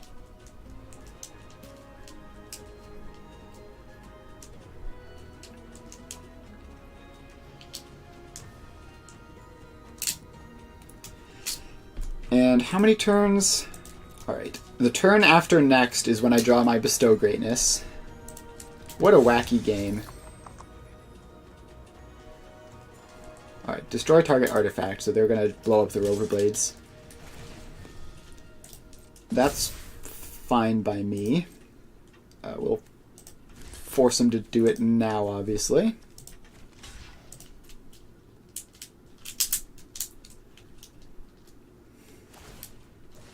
Yep, there go the Roverblades.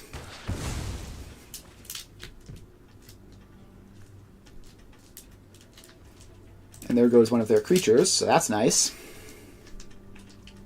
But now I don't have Roverblade attacks, which is not nice.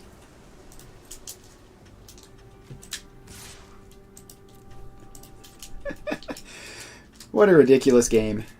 So I can chip in for an additional point of damage here.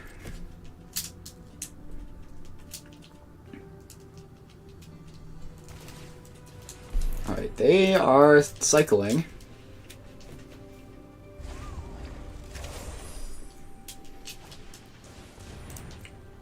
Alright, Daring Mechanic is way too mana intensive and slow to be a huge deal at this point.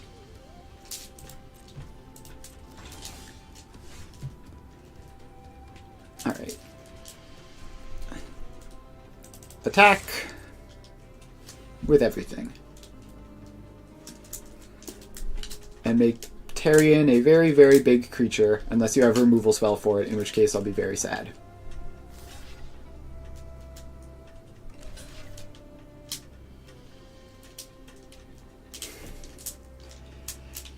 Now, if this doesn't work, hopefully they'll have to chump block with enough that they won't be able to kill me on the backswing, and we can maybe find something out next turn.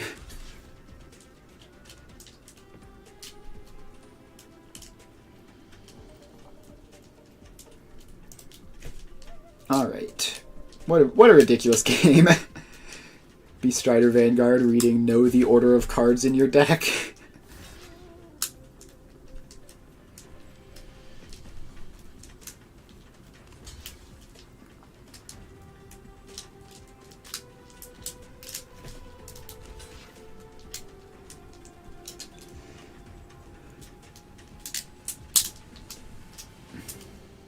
Alright. They have made their most of their blocks. They're not quite done yet.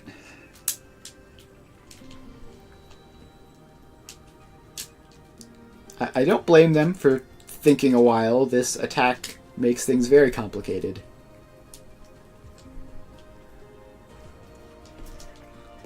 Alright. If I don't pump up Tarion, do I still win? So that would be 7. So, like, if I pumped up, say, a Ketradon, then I would still have the... Then I have to choose between killing the Tarion and killing the Ketradon. But, yeah, I think I'll do that. I will give Ketradon +4/+4 in trample.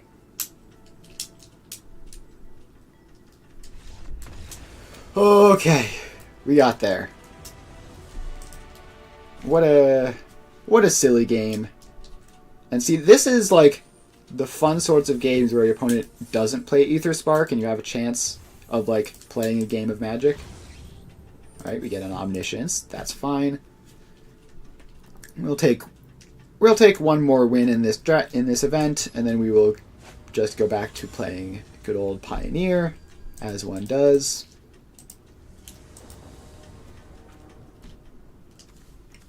Alright, this hand is pretty good.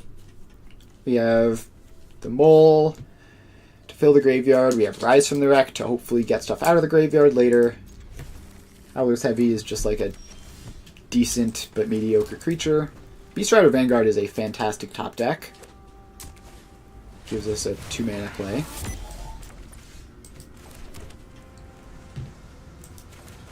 Why does this card having First Strike on its turn always be very useful for my opponents and never be at all relevant for me?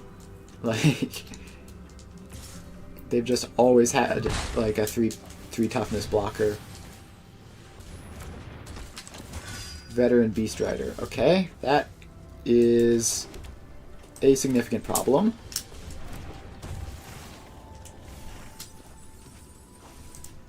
I get a land. Huzzah. Oh, I don't have good blocks if they attack with the Beast Rider without doing anything first. Hopefully they'll do something first, like a fool.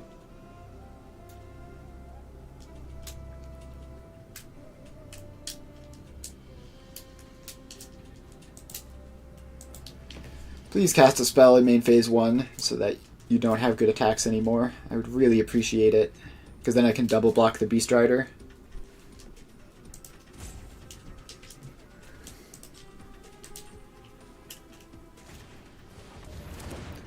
Alright, Lotus Guard Disciple.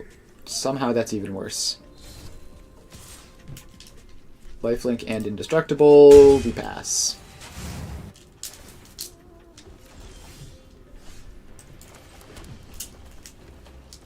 Alright, so we can run over the Lotus Guard Disciple and have Howler's Heavy to mess with their Beast Rider.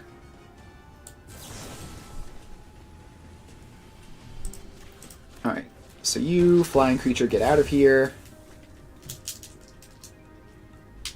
I don't know, maybe we just stall it, stall something out. No, I think we need to deal with it permanently, otherwise, like, the ability is just going to be annoying. So I want them to attack in, so I can cycle the Howler's Heavy, give it -3, and then double block it.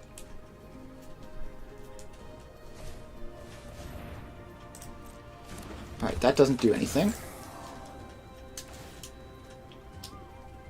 And they just go to end step. Okay. I think I cycle stall out, strangely. Bestow Greatness. You'll love to see it.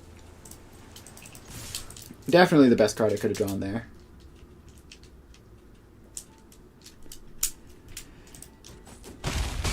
Alright, we get our attacks in, and I think we just trip up whatever they try to do. What does this do? It's just a saddler and buff for vehicles.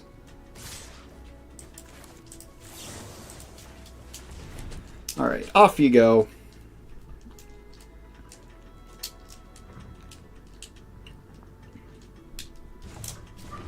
They put it on top.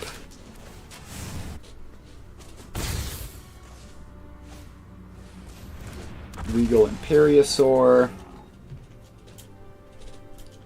Well, we still have good attacks because Bestow Greatness is busted, so we're still going to make our attacks.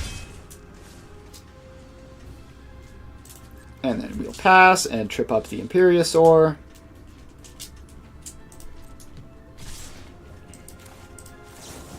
Off you go.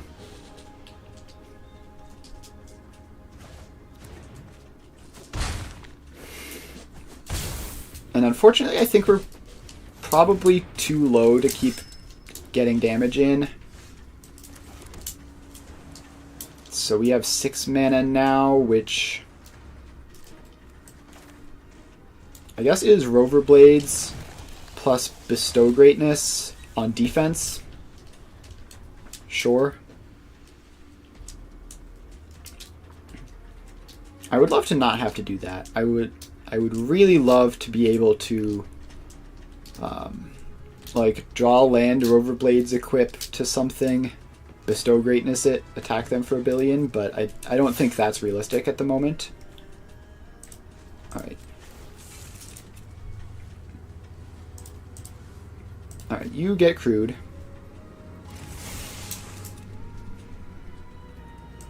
We go to blockers, we block there, we block there.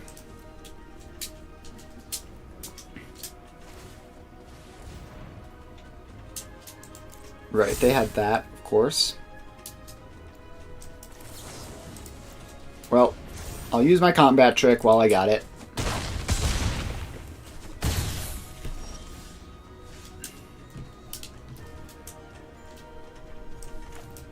And I'll play out an Earth Rumbler, which hopefully will be big enough.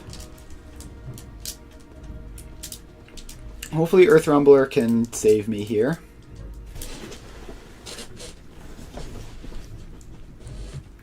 Earth Rumbler plus Rover Blades means they don't have good attacks this turn, and hopefully won't for the foreseeable future. I'd really love to... Alright, that's bad for me. They're gonna attack me and put me to 2.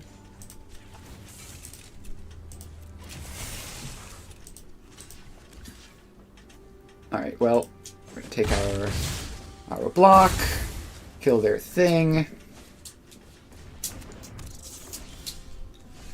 I really don't like being at 2 versus a Stampeding Scurryfoot. That's really annoying. Alright, so let's get a creature, no mounts,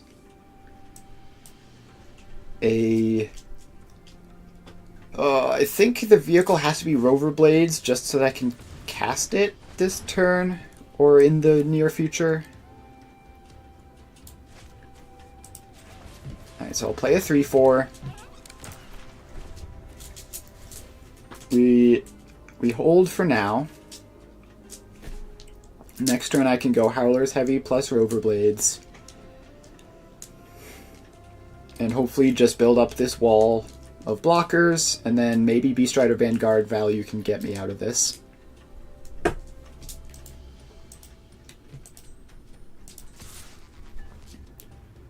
Attack with the Surveyor. I'll block with the Howler's Heavy. Yep, Fang Guardian is brutal.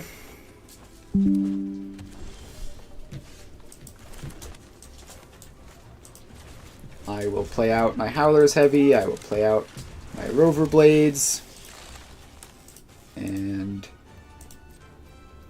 we pass. And I think I'm dead though, right? Because Rover Blades isn't actually a creature. So if they exhaust the Scurryfoot and attack with everything, I die. Hopefully they don't see it.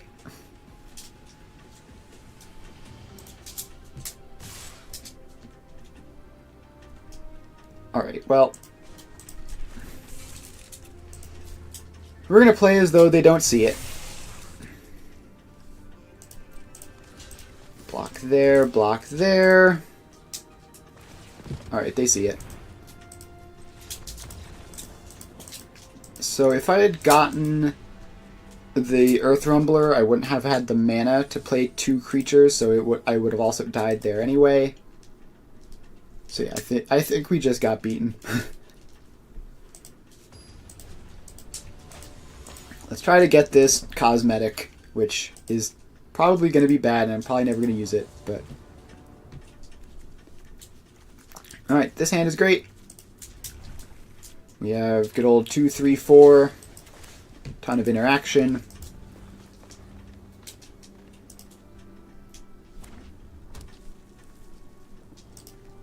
Alright. They are blue-red.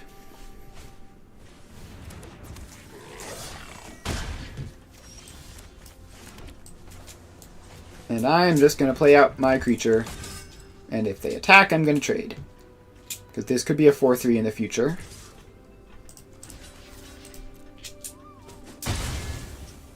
Alright. Trade achieved.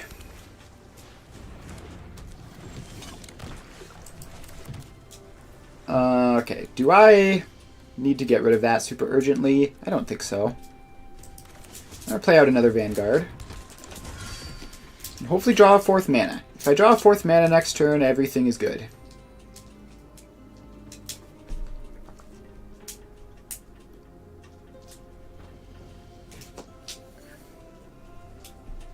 Because then I can play out my Howler's Heavies and my Trip Ups.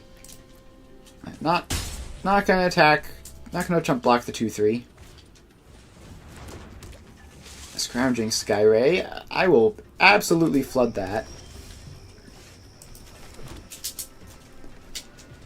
Maybe I trip it up first. Actually, first let's just go to attacks, see if we can get Bestow Greatness value in. And then we'll trip up the Skyray if they go crazy on it. Spike Shell Harrier bounces a thing and reduces speed. Okay. My poor Beast Rider Vanguard.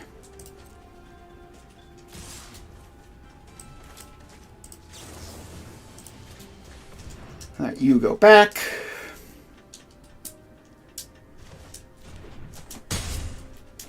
And they do choose to redraw it.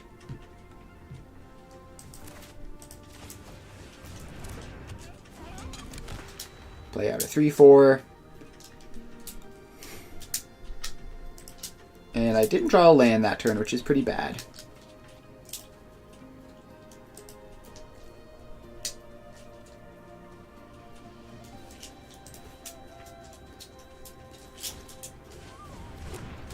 Alright, Skyray returns. I'm probably going to stall out the Spike Shell Harrier in the future. Alright, so that is basically just a free-ish attack if they're planning on exhausting it anyway.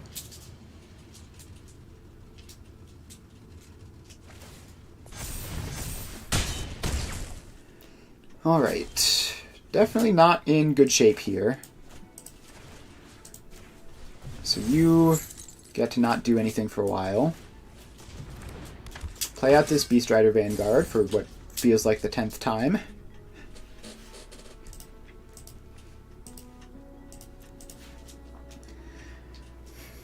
And hopefully this is good enough to slow it down until I draw more lands. I'll double block the Keen Buccaneer.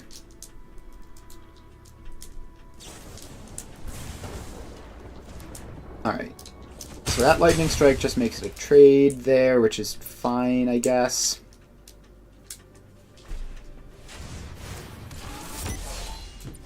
Alright, we draw the land, which is huge.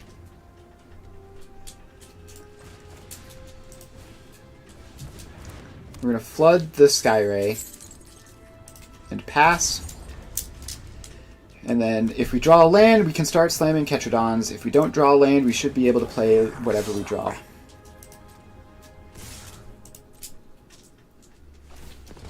Alright. We are going to 1 here. I think I need to cycle a Ketrodon to make it more likely that I don't die.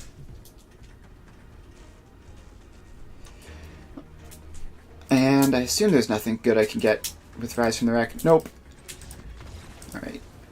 Opponent had it all. If we'd hit lands there, we would have won easily, but we didn't hit lands there, so we lost easily instead.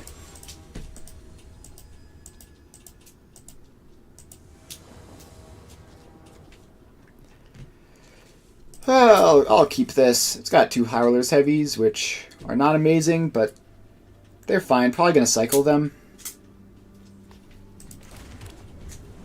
Probably going to cycle these to stay alive.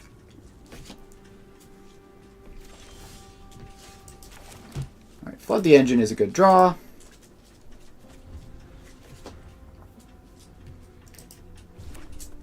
Opponent has double Mountain.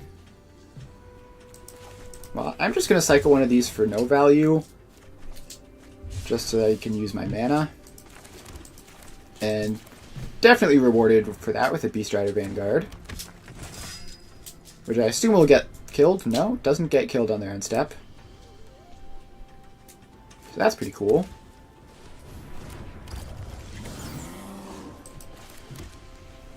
Adrenaline Jockey. I'll play out the Howler's Heavy. So that could get very big if they have a lot of exhaust abilities.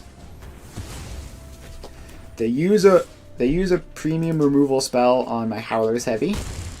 That's great for me, I think. Assuming they don't have infinity more of them. I'll play out an Earth Rumbler and see if they could do the same thing again. I'll attack for 2 since I'm not going to be blocking with the Vanguard. I'm going to be blocking with the Earth Rumbler if they attempt an attack.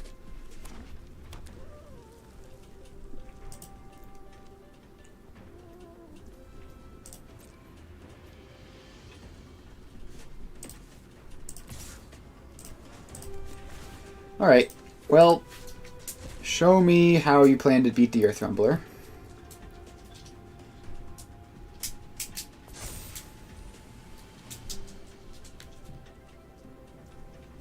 Past blockers, you block that.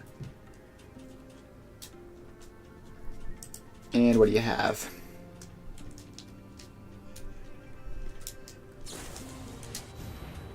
Pedal to the metal, that's brutal. First strike, very good.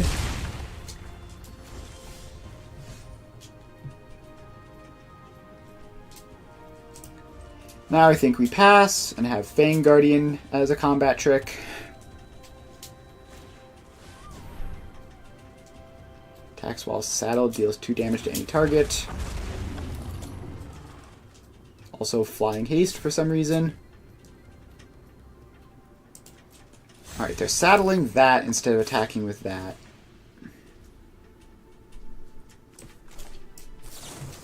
Alright, well I'll take 4 to save my Beast Rider Vanguard, I think.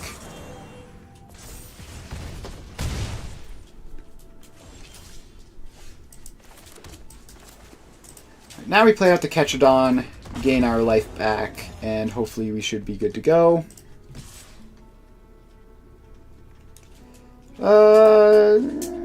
I'll attack with the Beast Rider Vanguard. The Fang Guardian is the thing threatening to block the Adrenaline Junkie, so...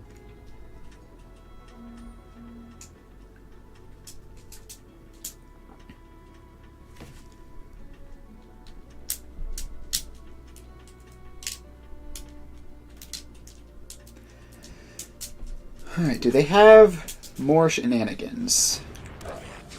Dynamite Diver, not really shenanigans, but kind of. So they can kill the Fang Guardian, but then probably lose the auxiliary.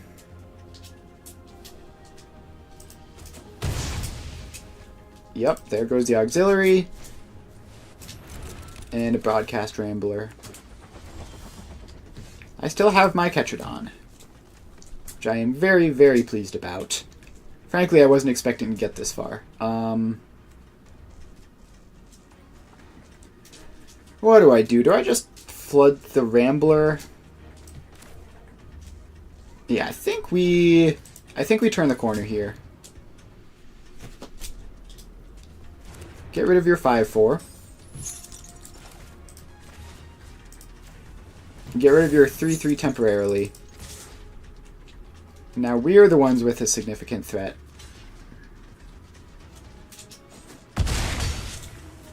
Yep, we get a chump block.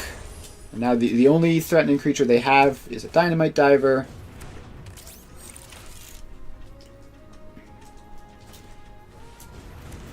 Alright. Clamorous Ironclad is a little bit spooky, but...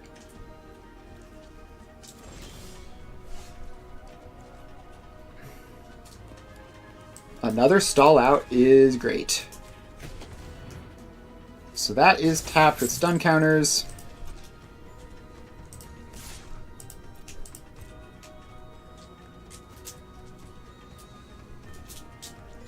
So we get to attack with the Ketchodon. They're looking like they're doing another chump block.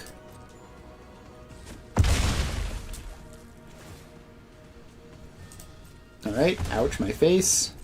I'm going to activate Beast Rider Vanguard end of turn.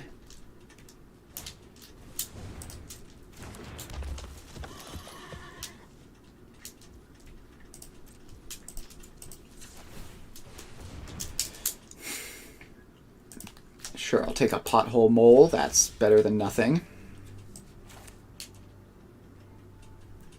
Alright, now we get to run over the Quick Welder.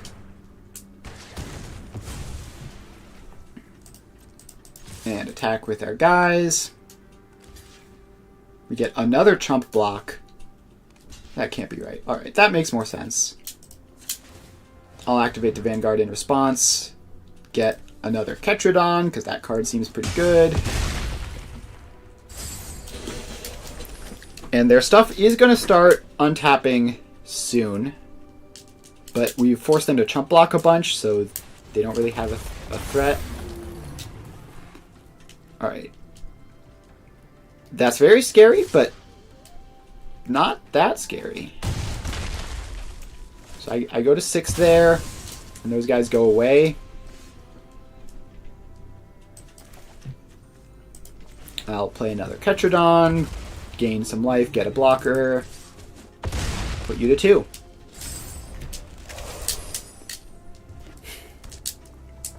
Alright, we have successfully raced the red-white vehicles deck. Thanks to the power of migrating Ketrodon. And my opponent also chump blocking a bunch of times when they really didn't need to.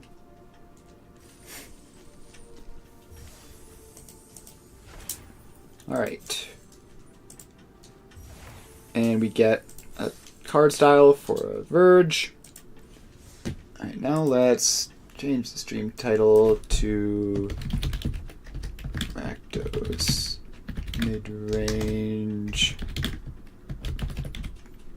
Pioneer. No, not Pioneer. Alright, so we can do that. And then let's slam some demons into play. That'll be fun.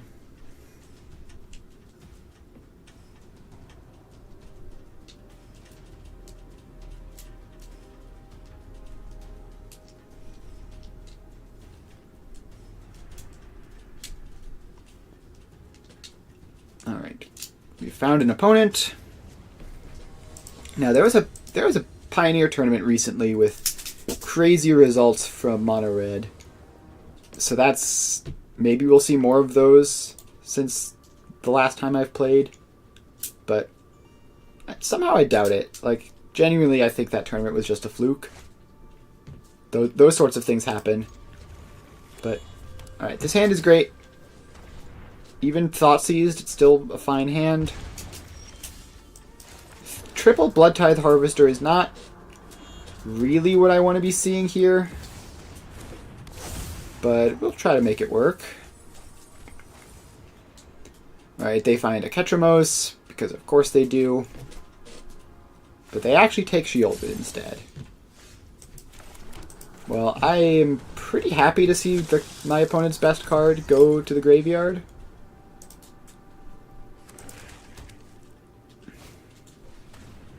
Alright, second Thoughtseize is going to take my Shieldred. I do have Takenuma, which I can use to get back Shieldred. And I probably will, because Shieldred is just super, super powerful.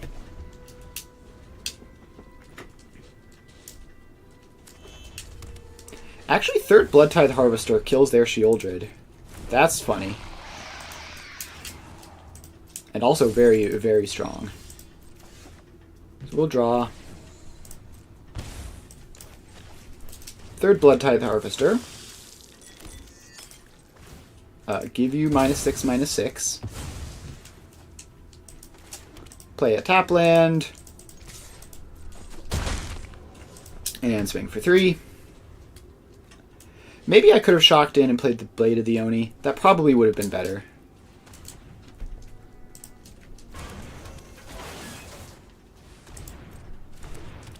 Graveyard Trespasser, what do they take? Are they going to take my Shieldred? Yep, that sucks. Well, I'll blood token away this Takenuma that I had now, which I guess they knew about from their Thoughtseizes early.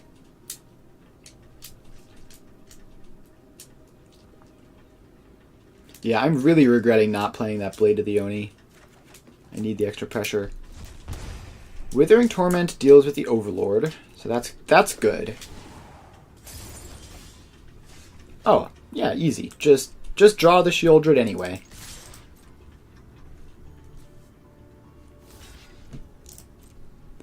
Alright, we trade off the Graveyard Trespasser and have fun with this.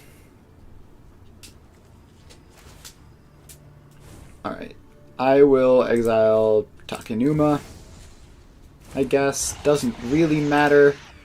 The only recursion I have is the Takenuma, which is obviously gone, so...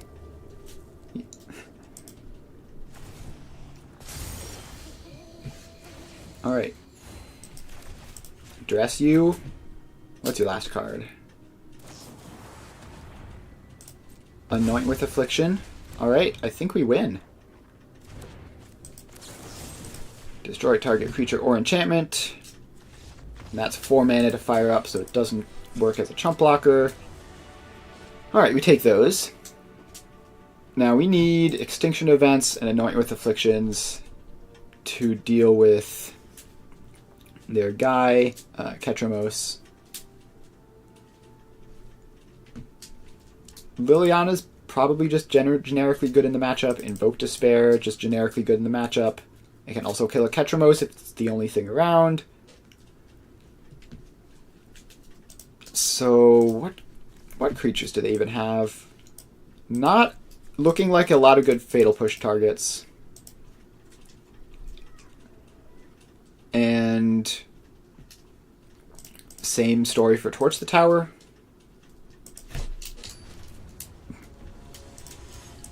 Alright. Alright, Swo.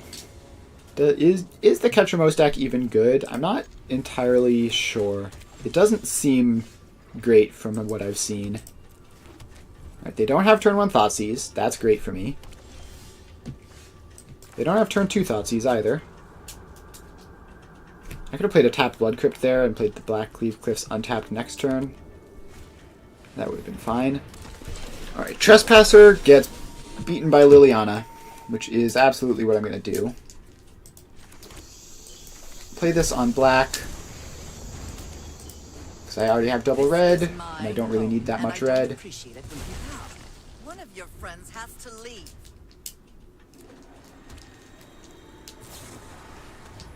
Alright, there's Vanishing Verse on the Liliana, which is great. Now I think we Unholy Annex. I should have Thoughtseized first, actually. I don't think I want to fire up the Mutavault here. Yeah, super punished. Alright. Alright. Pretty bad mistake there. Let's take Graveyard Trespasser. Deadly Cover-Up. Not doing all that much against me at the moment.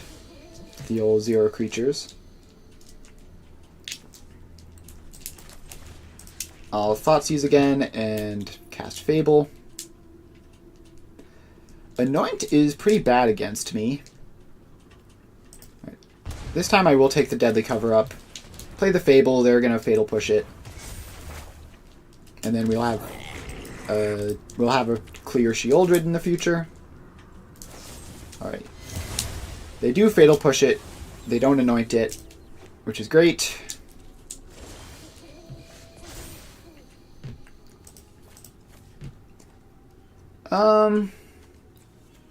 Fear of Missing Out is probably better than an average card. Land definitely isn't. Yeah, so now I get to go land, Sheoldred, Fear, draw a card. Opponent just concedes on the spot. Yeah, I mean, I'm very far ahead. Maybe it's premature because this matchup can be very swingy. Like if they get a Ketramos, but even then, like, even then, Sheoldred is very, very good at punishing card draw. So yeah, maybe that was a reasonable time to concede. They could have top decked for more removal, but the writing was definitely on the wall.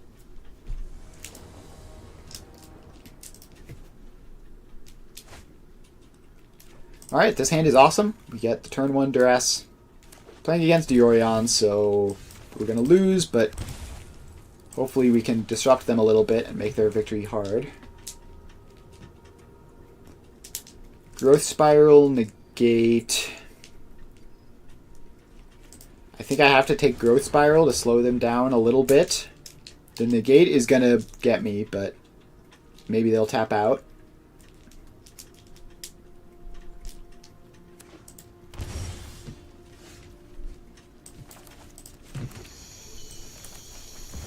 Alright, Blade of the Oni on 2, and then if they tap out for the Risen Reef, I can resolve the Unholy Annex around Negate.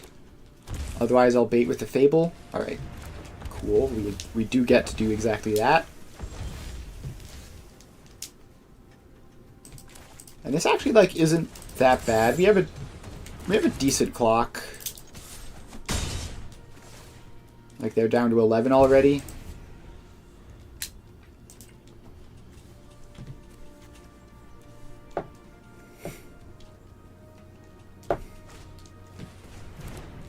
Lotus Cobra. That's not scary at all. Just Aspara's headquarters, though. And they don't do anything with it. Alright, that's actually great. And the torch is also very good. So I can do that. I can do that. And I can play a Blood Tithe Harvester. And attack you for 3, drain you for 2. Yeah, I think we might win this game. Now, the match is a bit more dubious. That's not the one that gains life, right? No, that just pings a creature.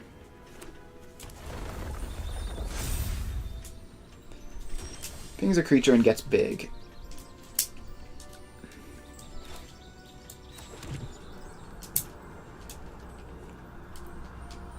Alright, I don't have a Mutavault or another demon. So I'm just going to have to play the Blade of the Oni. And pass and draw a card. Yeah, if those lands had come in the other order, I could have done both and they'd be at 2. I still have lethal next turn from Unholy Annex Drains. Yeah, they concede. All right. We get a win.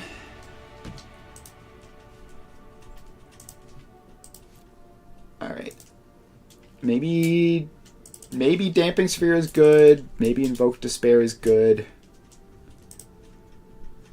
Bankbuster, maybe. I don't even fully understand what they're doing, but Fatal Pushes and Torch the Towers are probably bad against them in general. Like, they were good that game, but I think in general they're probably bad. Let's try this and see if we can just do the same thing again where we just kill them really quickly.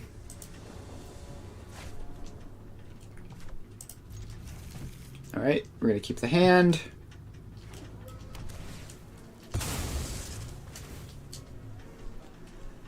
Alright. So yeah, they are that sort of deck.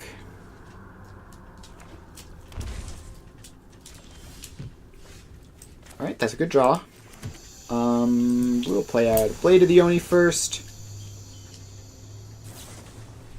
And the Growth Spiral. So yeah, I think we probably lose this game just because they're on the play and they have ramp. So whatever crazy thing they're going to do, they're going to do it. They're going to do it really fast. Tangled Florahedron.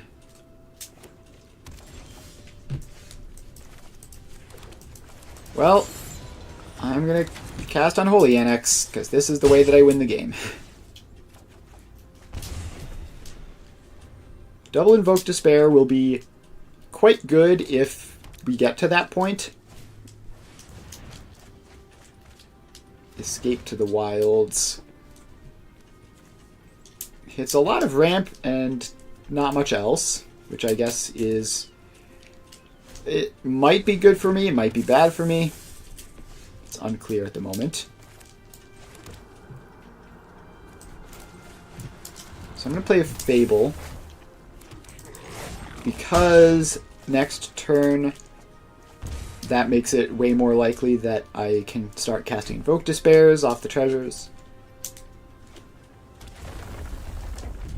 Alright, hit the 5th land, so Invoke Despair is live. And Omnath is here to gain some life and make me sad. And this is the good Omnath. at least good for this situation.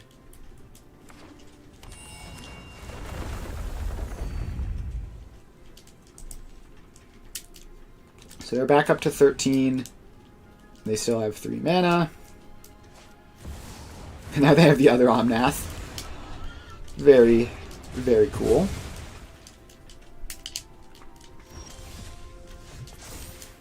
Alright, I need to discard some of these random cards and draw anything good.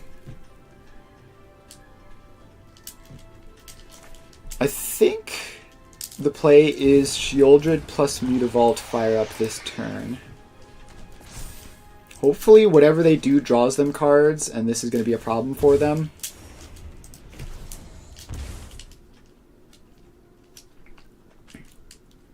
And then I'm going to start just firing off Invoke Despairs the next couple of turns, and hopefully that's enough.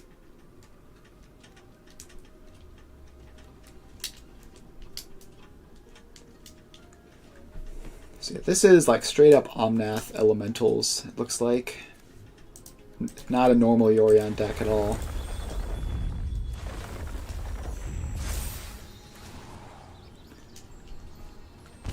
Alright, well, Sheoldred will keep their life gain in check a little bit, at least.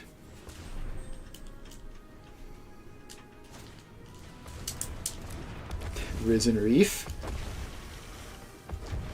That's of course it's put it into your hand. Why wouldn't it be? Why would it ever be draw a card when it's taking a card from the top of your deck and putting it into your hand? That would be silly. Do I trade here?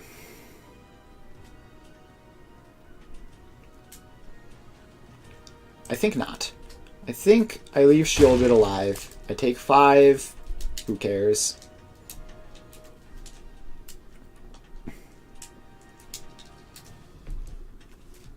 The reason to trade is that this is the one that gains them life. But hopefully Sheoldred will deal more than 4 a turn. So, I don't know. And also hopefully I can just kill that some other way.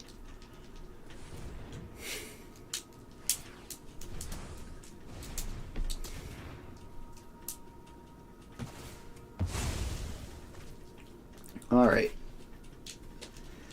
Yeah, opponent, you can do your thing. Draw a card, make a billion mana, lose 2 life. We love to see it.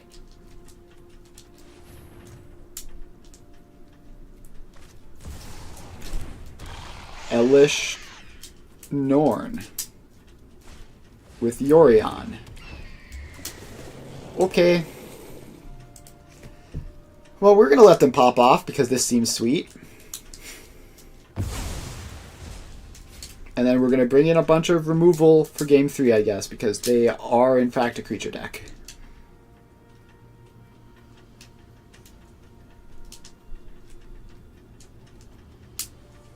Alright. Now the question becomes, do they die to Sheoldred? Invoke Despair puts a lot of damage on. Alright, they can kill Sheoldred. Right, and then put a bunch of cards into their hand with Risen Reef.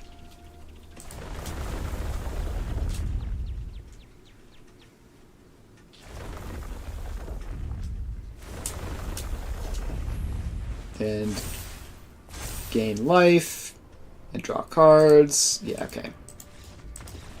Fair enough. I'm not beating that. Let's bring an Extinction Event and Angers. And Fatal Pushes. Hitotsugu Consumes All isn't going to hit anything.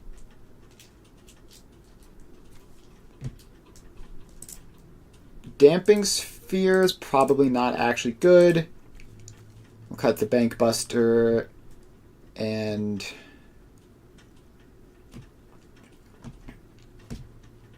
I don't know, Duresses. They're a creature deck, and trim a random Thoughtseize. Alright, I feel like this matchup shouldn't be nearly as bad for us as average Yorion things. Alright. 7 was awful. 6 is fine.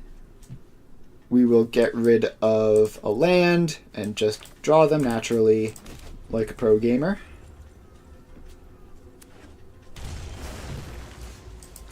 Yep.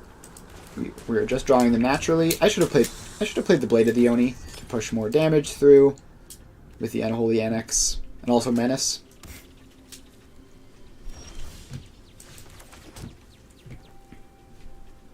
Alright, I think we attack first. They have 2 mana up. They showed me negate in game 1. I think I play the Fable here. It's still a decent amount of pressure, and it plays around negate by giving a juicy thing to negate. And I'm not getting drain off of the Unholy Annex this turn anyway, because of my previous mistake. Alright. Is it crazy to just keep all of these? No, let's get rid of the Blade of the Oni, I guess. Thought sees you.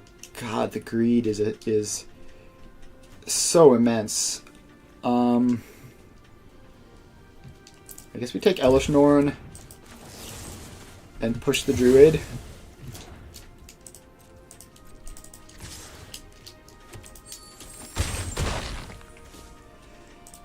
Alright, well,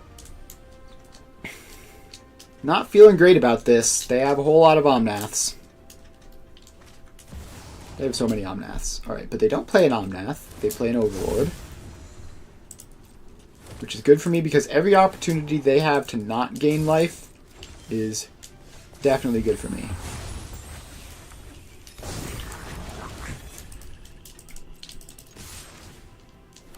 Alright, we can put them to 7.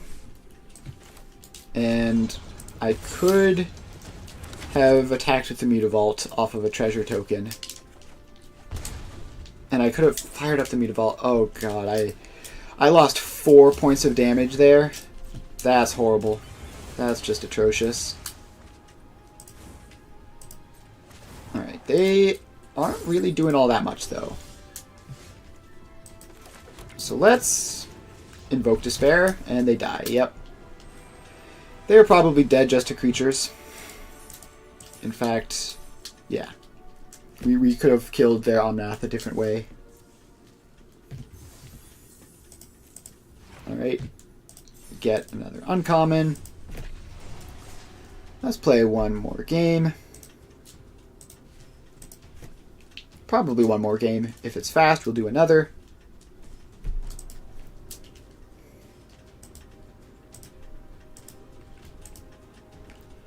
Currently waiting.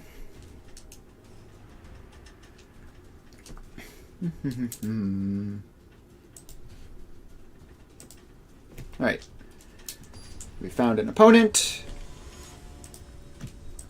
Let's see what they have. This is fine, I guess. It's got a lot of 2 mana spells, which isn't the worst thing in the world. Storm Chaser's talent. Alright, so this is that deck. Let's play out a Blade of the Oni first. And then next turn we have Duress plus something else.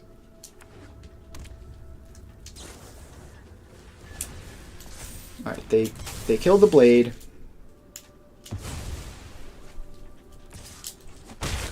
Do I want to... Okay, I don't really want to go for the throat to the Otter anymore. Let's take Momentum Breaker, because it's much better for them to have that just flickering back and forth, doing all sorts of chaos, than just a Fatal Push that deals with something once.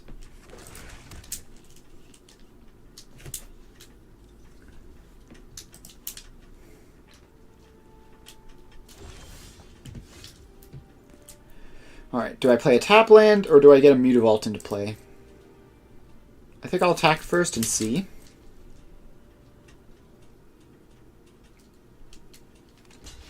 Alright, they block. And Omen of the Sea. Alright, I'm fine with that, with their Fatal Push in play.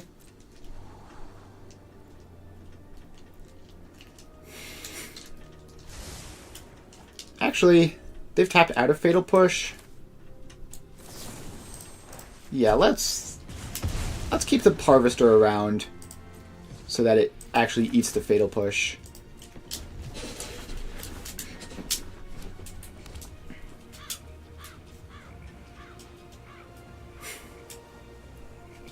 And I assume there's going to be this town ain't big enough soon. No, fear of isolation. Okay.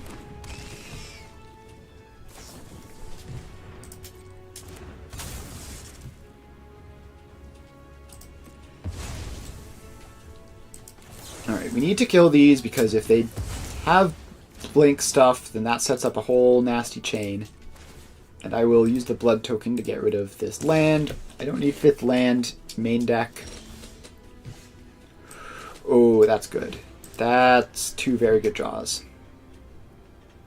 I'll take another Fear. And play an Annex. Start drawing cards. Now we're going to have to work around this Fatal Push. Alright, Hopeless Nightmare takes a land. It's a little annoying, but it's fine. Alright, we can now work around the Fatal Push. That is great.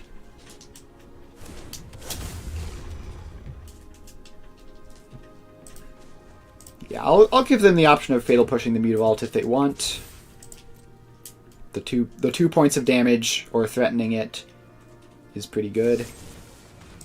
Alright, they push the Demon. And the Omen. Alright, please, bottom. No, they found something they want. That's bad news for me. I keep drawing lands.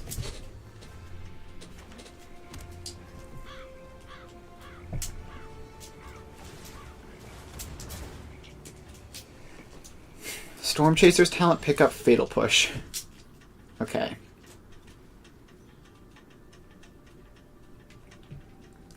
That's interesting. So I know they have Fatal Push available at the moment.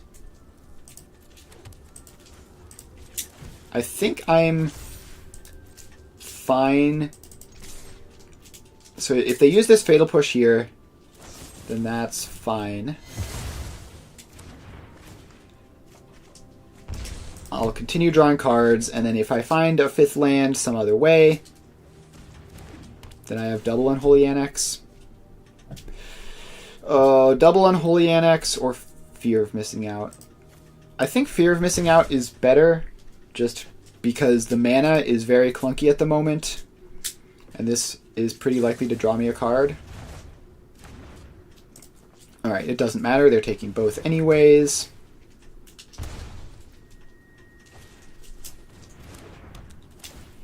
And Storm Chaser's talent is very, very annoying. Because that is going to be able to recycle this town, which will then recycle the Storm Chaser's talent.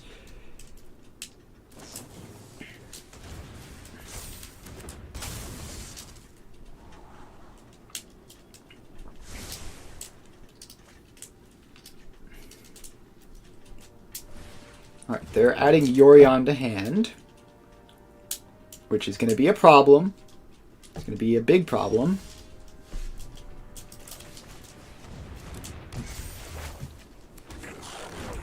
I will attack because I'm not confident I'll be able to block with this given the chance.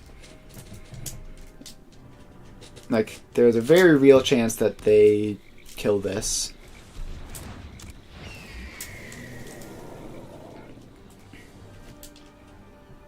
Okay, they get infinity value.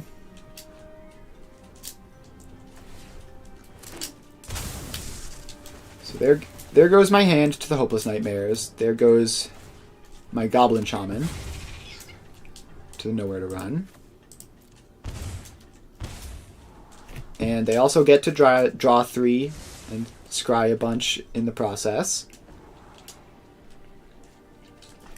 Now, the one thing I have going for me is that they are at 6. I have a 6/6. Maybe I can draw a card, kill the Yorion, and attack them. Fatal Push doesn't do it. Basic Land also doesn't do it.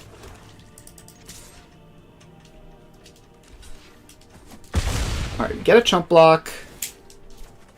We get a draw trigger. They are down to 4. Not get too excited here. Yeah, they have Momentum Breaker to get rid of my demon.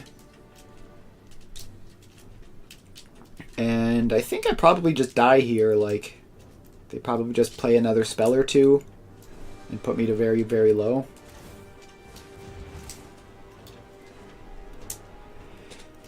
Alright, they can pick up at this town.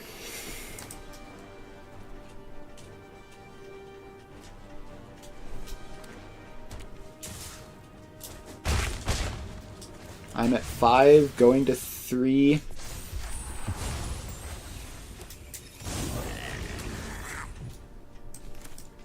Yeah, I believe I have died.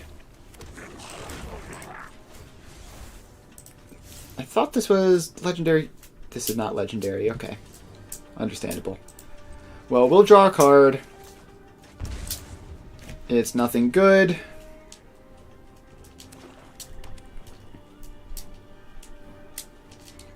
Assuming they cast... If they cast a spell, I believe I have died. Alright, they haven't cast a spell. So we'll... Why does that have Menace? Why does this have Menace? Couldn't it just not have Menace? And now they get to this town at big enough. And do literally anything.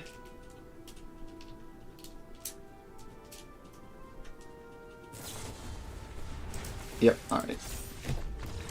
And we died. Alright. Hidetsugu Consumes All is fantastic.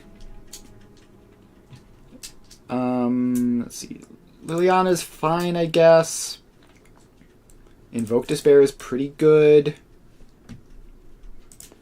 Fatal Pushes and Torch the Towers are not what you want to be doing. You want to be doing Wraths if possible. What else do I bring out? I might just cut 3 Blood Tithe Harvesters because they have a billion removal spells. Blood Tithe Harvesters are not going to live. At least Fear of Missing Outs can cycle. Or the word is Rummage, but I keep saying cycle.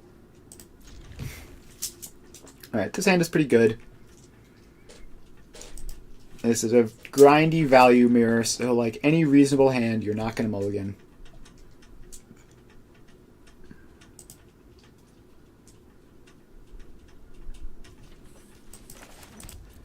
Alright, tap land on 1.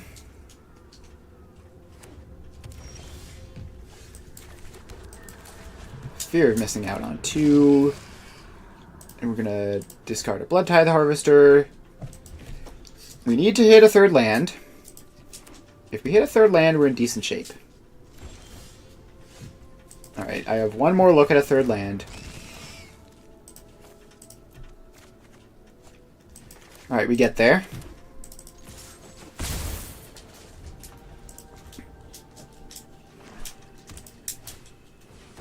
Alright, Narset. Not that annoying here. I'm just going to kill her with my creatures.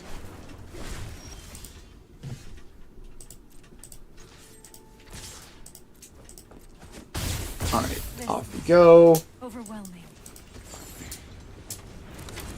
And please give me an additional card draw every turn for the rest of the game. Thank you very much.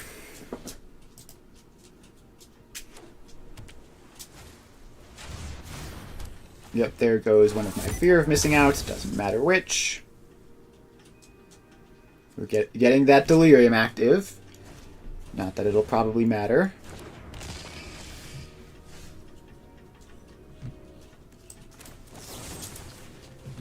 Oh. Use the removal spells while you got them.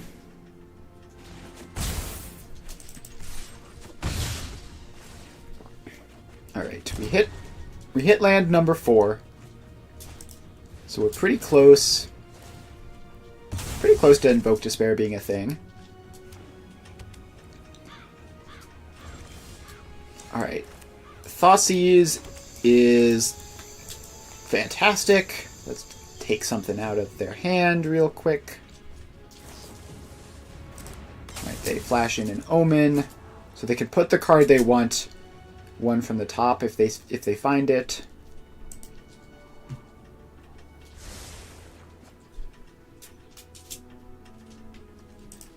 Alright, we managed to snag a This Town Ain't Big Enough.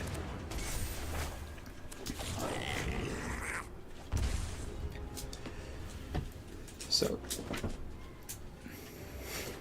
now we just start casting Invoke Despairs, I guess.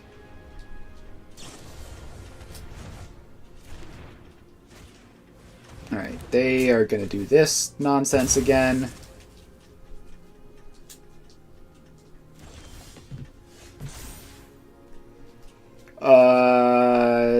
Black Cleave Cliffs can go. All the rest of my cards are kind of cracked, so... Invoke Despair, get this Momentum Breaker out of here, and draw me some cards. Okay, you can lose the Omen instead.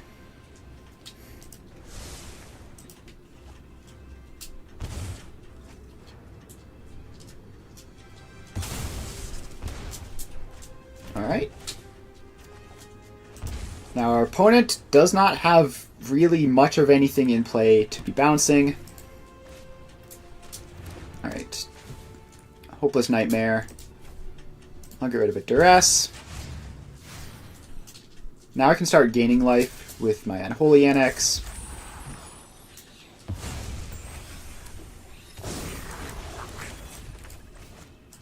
Alright, Invoke Despair you again. And just take one of your 2 enchantments again. You get to scry, that's fine.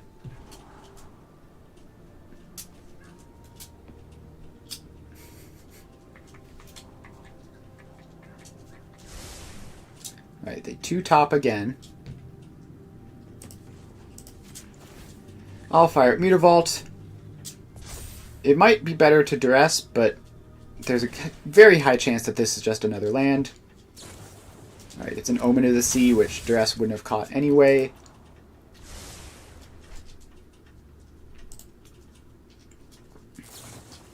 Alright.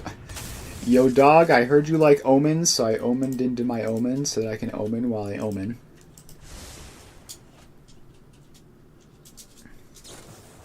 How are you... A third Omen of the Sea. Well, this Yorion is certainly going to be effective at drawing cards. The question is, will it matter? Let's get rid of a Fable of the Mirror Breaker. So they can use all of their mana to play Yorion and draw a bunch of cards, but then they just die to removal spell. Oh, they don't literally die. The Momentum Breaker kills the Reflection. No, they do literally die. Because I have the Mutavault. Alright, well, that worked out pretty well for us.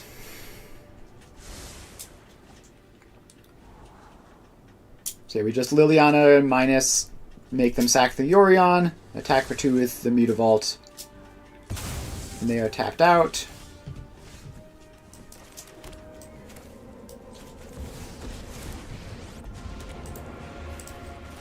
Alright, you sacrifice a creature. Alright.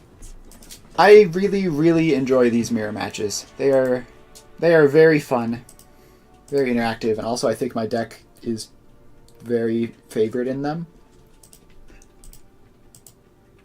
Like, I'm playing grindy value, they're playing grindy value. We just get to sit there and interact a whole bunch and see who wins. It's just fair, honest Magic the Gathering, and I love it.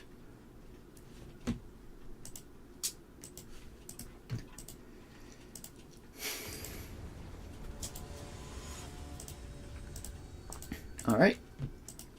Sideboarded.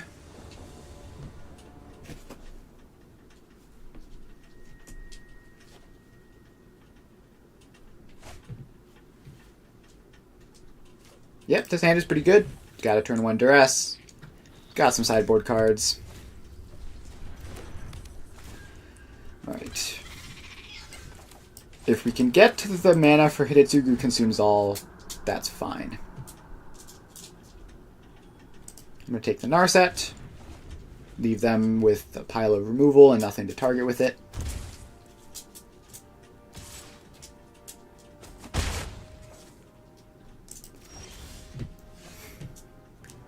Alright. We have a Mutavault.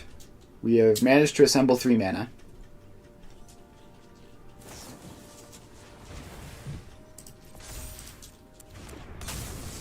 Alright, there's the Omen of the Sea for them to draw a card. They top deck that Omen, by the way. And I assume they'll hit their mana now. Yeah, I'm not firing up Mutavault into triple removal spell.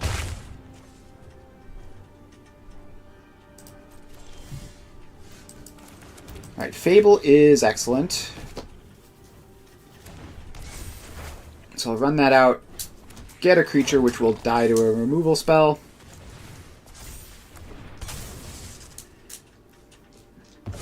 More importantly, though, this gives me filtering next turn. And like, hey, they gotta get those removal spells out of their hand at some point. But yeah, I get filtering next turn to turn probably my own removal spells into something better.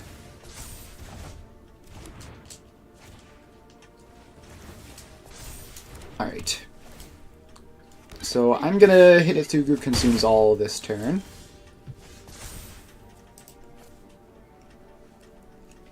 And I think toss those 2. Alright, Thoughtseize is great. So I can lead on this. Take your this town.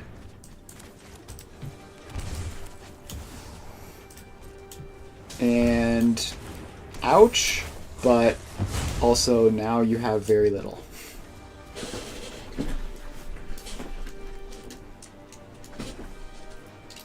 And hopefully Invoke Despairs will close it out. Right, don't draw the land for the Invoke Despairs, but we get rid of the graveyard and we have a 2/2. Fire off with Duress.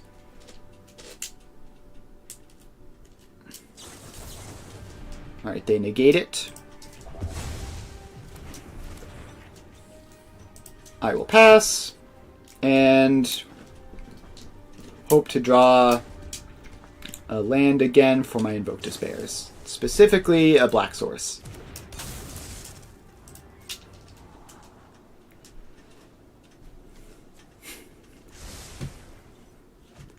I don't want a Withering Torment at the moment. My life total is a bit sketch.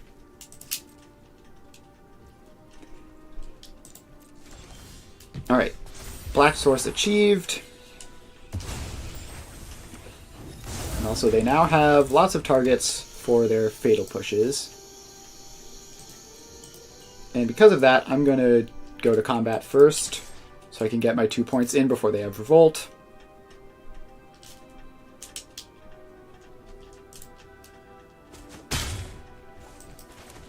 Cool, now you get Revolt. And I go to 9. Because Sulphurous Springs.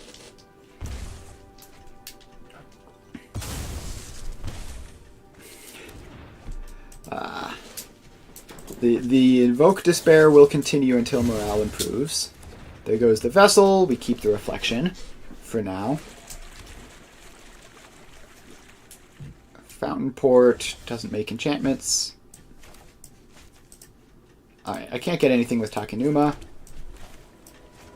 So we're going to do the same play as last time. We attack with a Reflection. And Invoke Despair. And you're never going to believe what my play is next turn, opponent.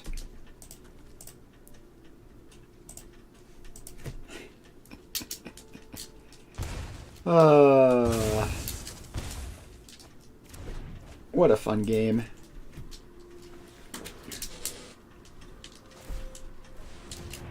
Alright, they make a treasure.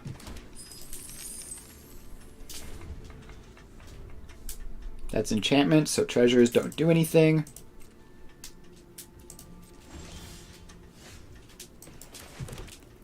Alright. Do I have the mana to Liliana plus Invoke Despair? No. So let's go to attacks. This Invoke Despair might kill them. Alright, no, they're cracking a treasure to use the Fatal Push. That makes sense.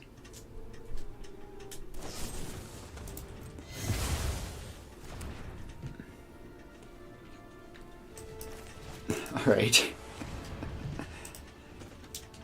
Despair has been invoked. And they can make a fish with the Fountain Port to not literally die on the spot, but yeah. They're not winning that one.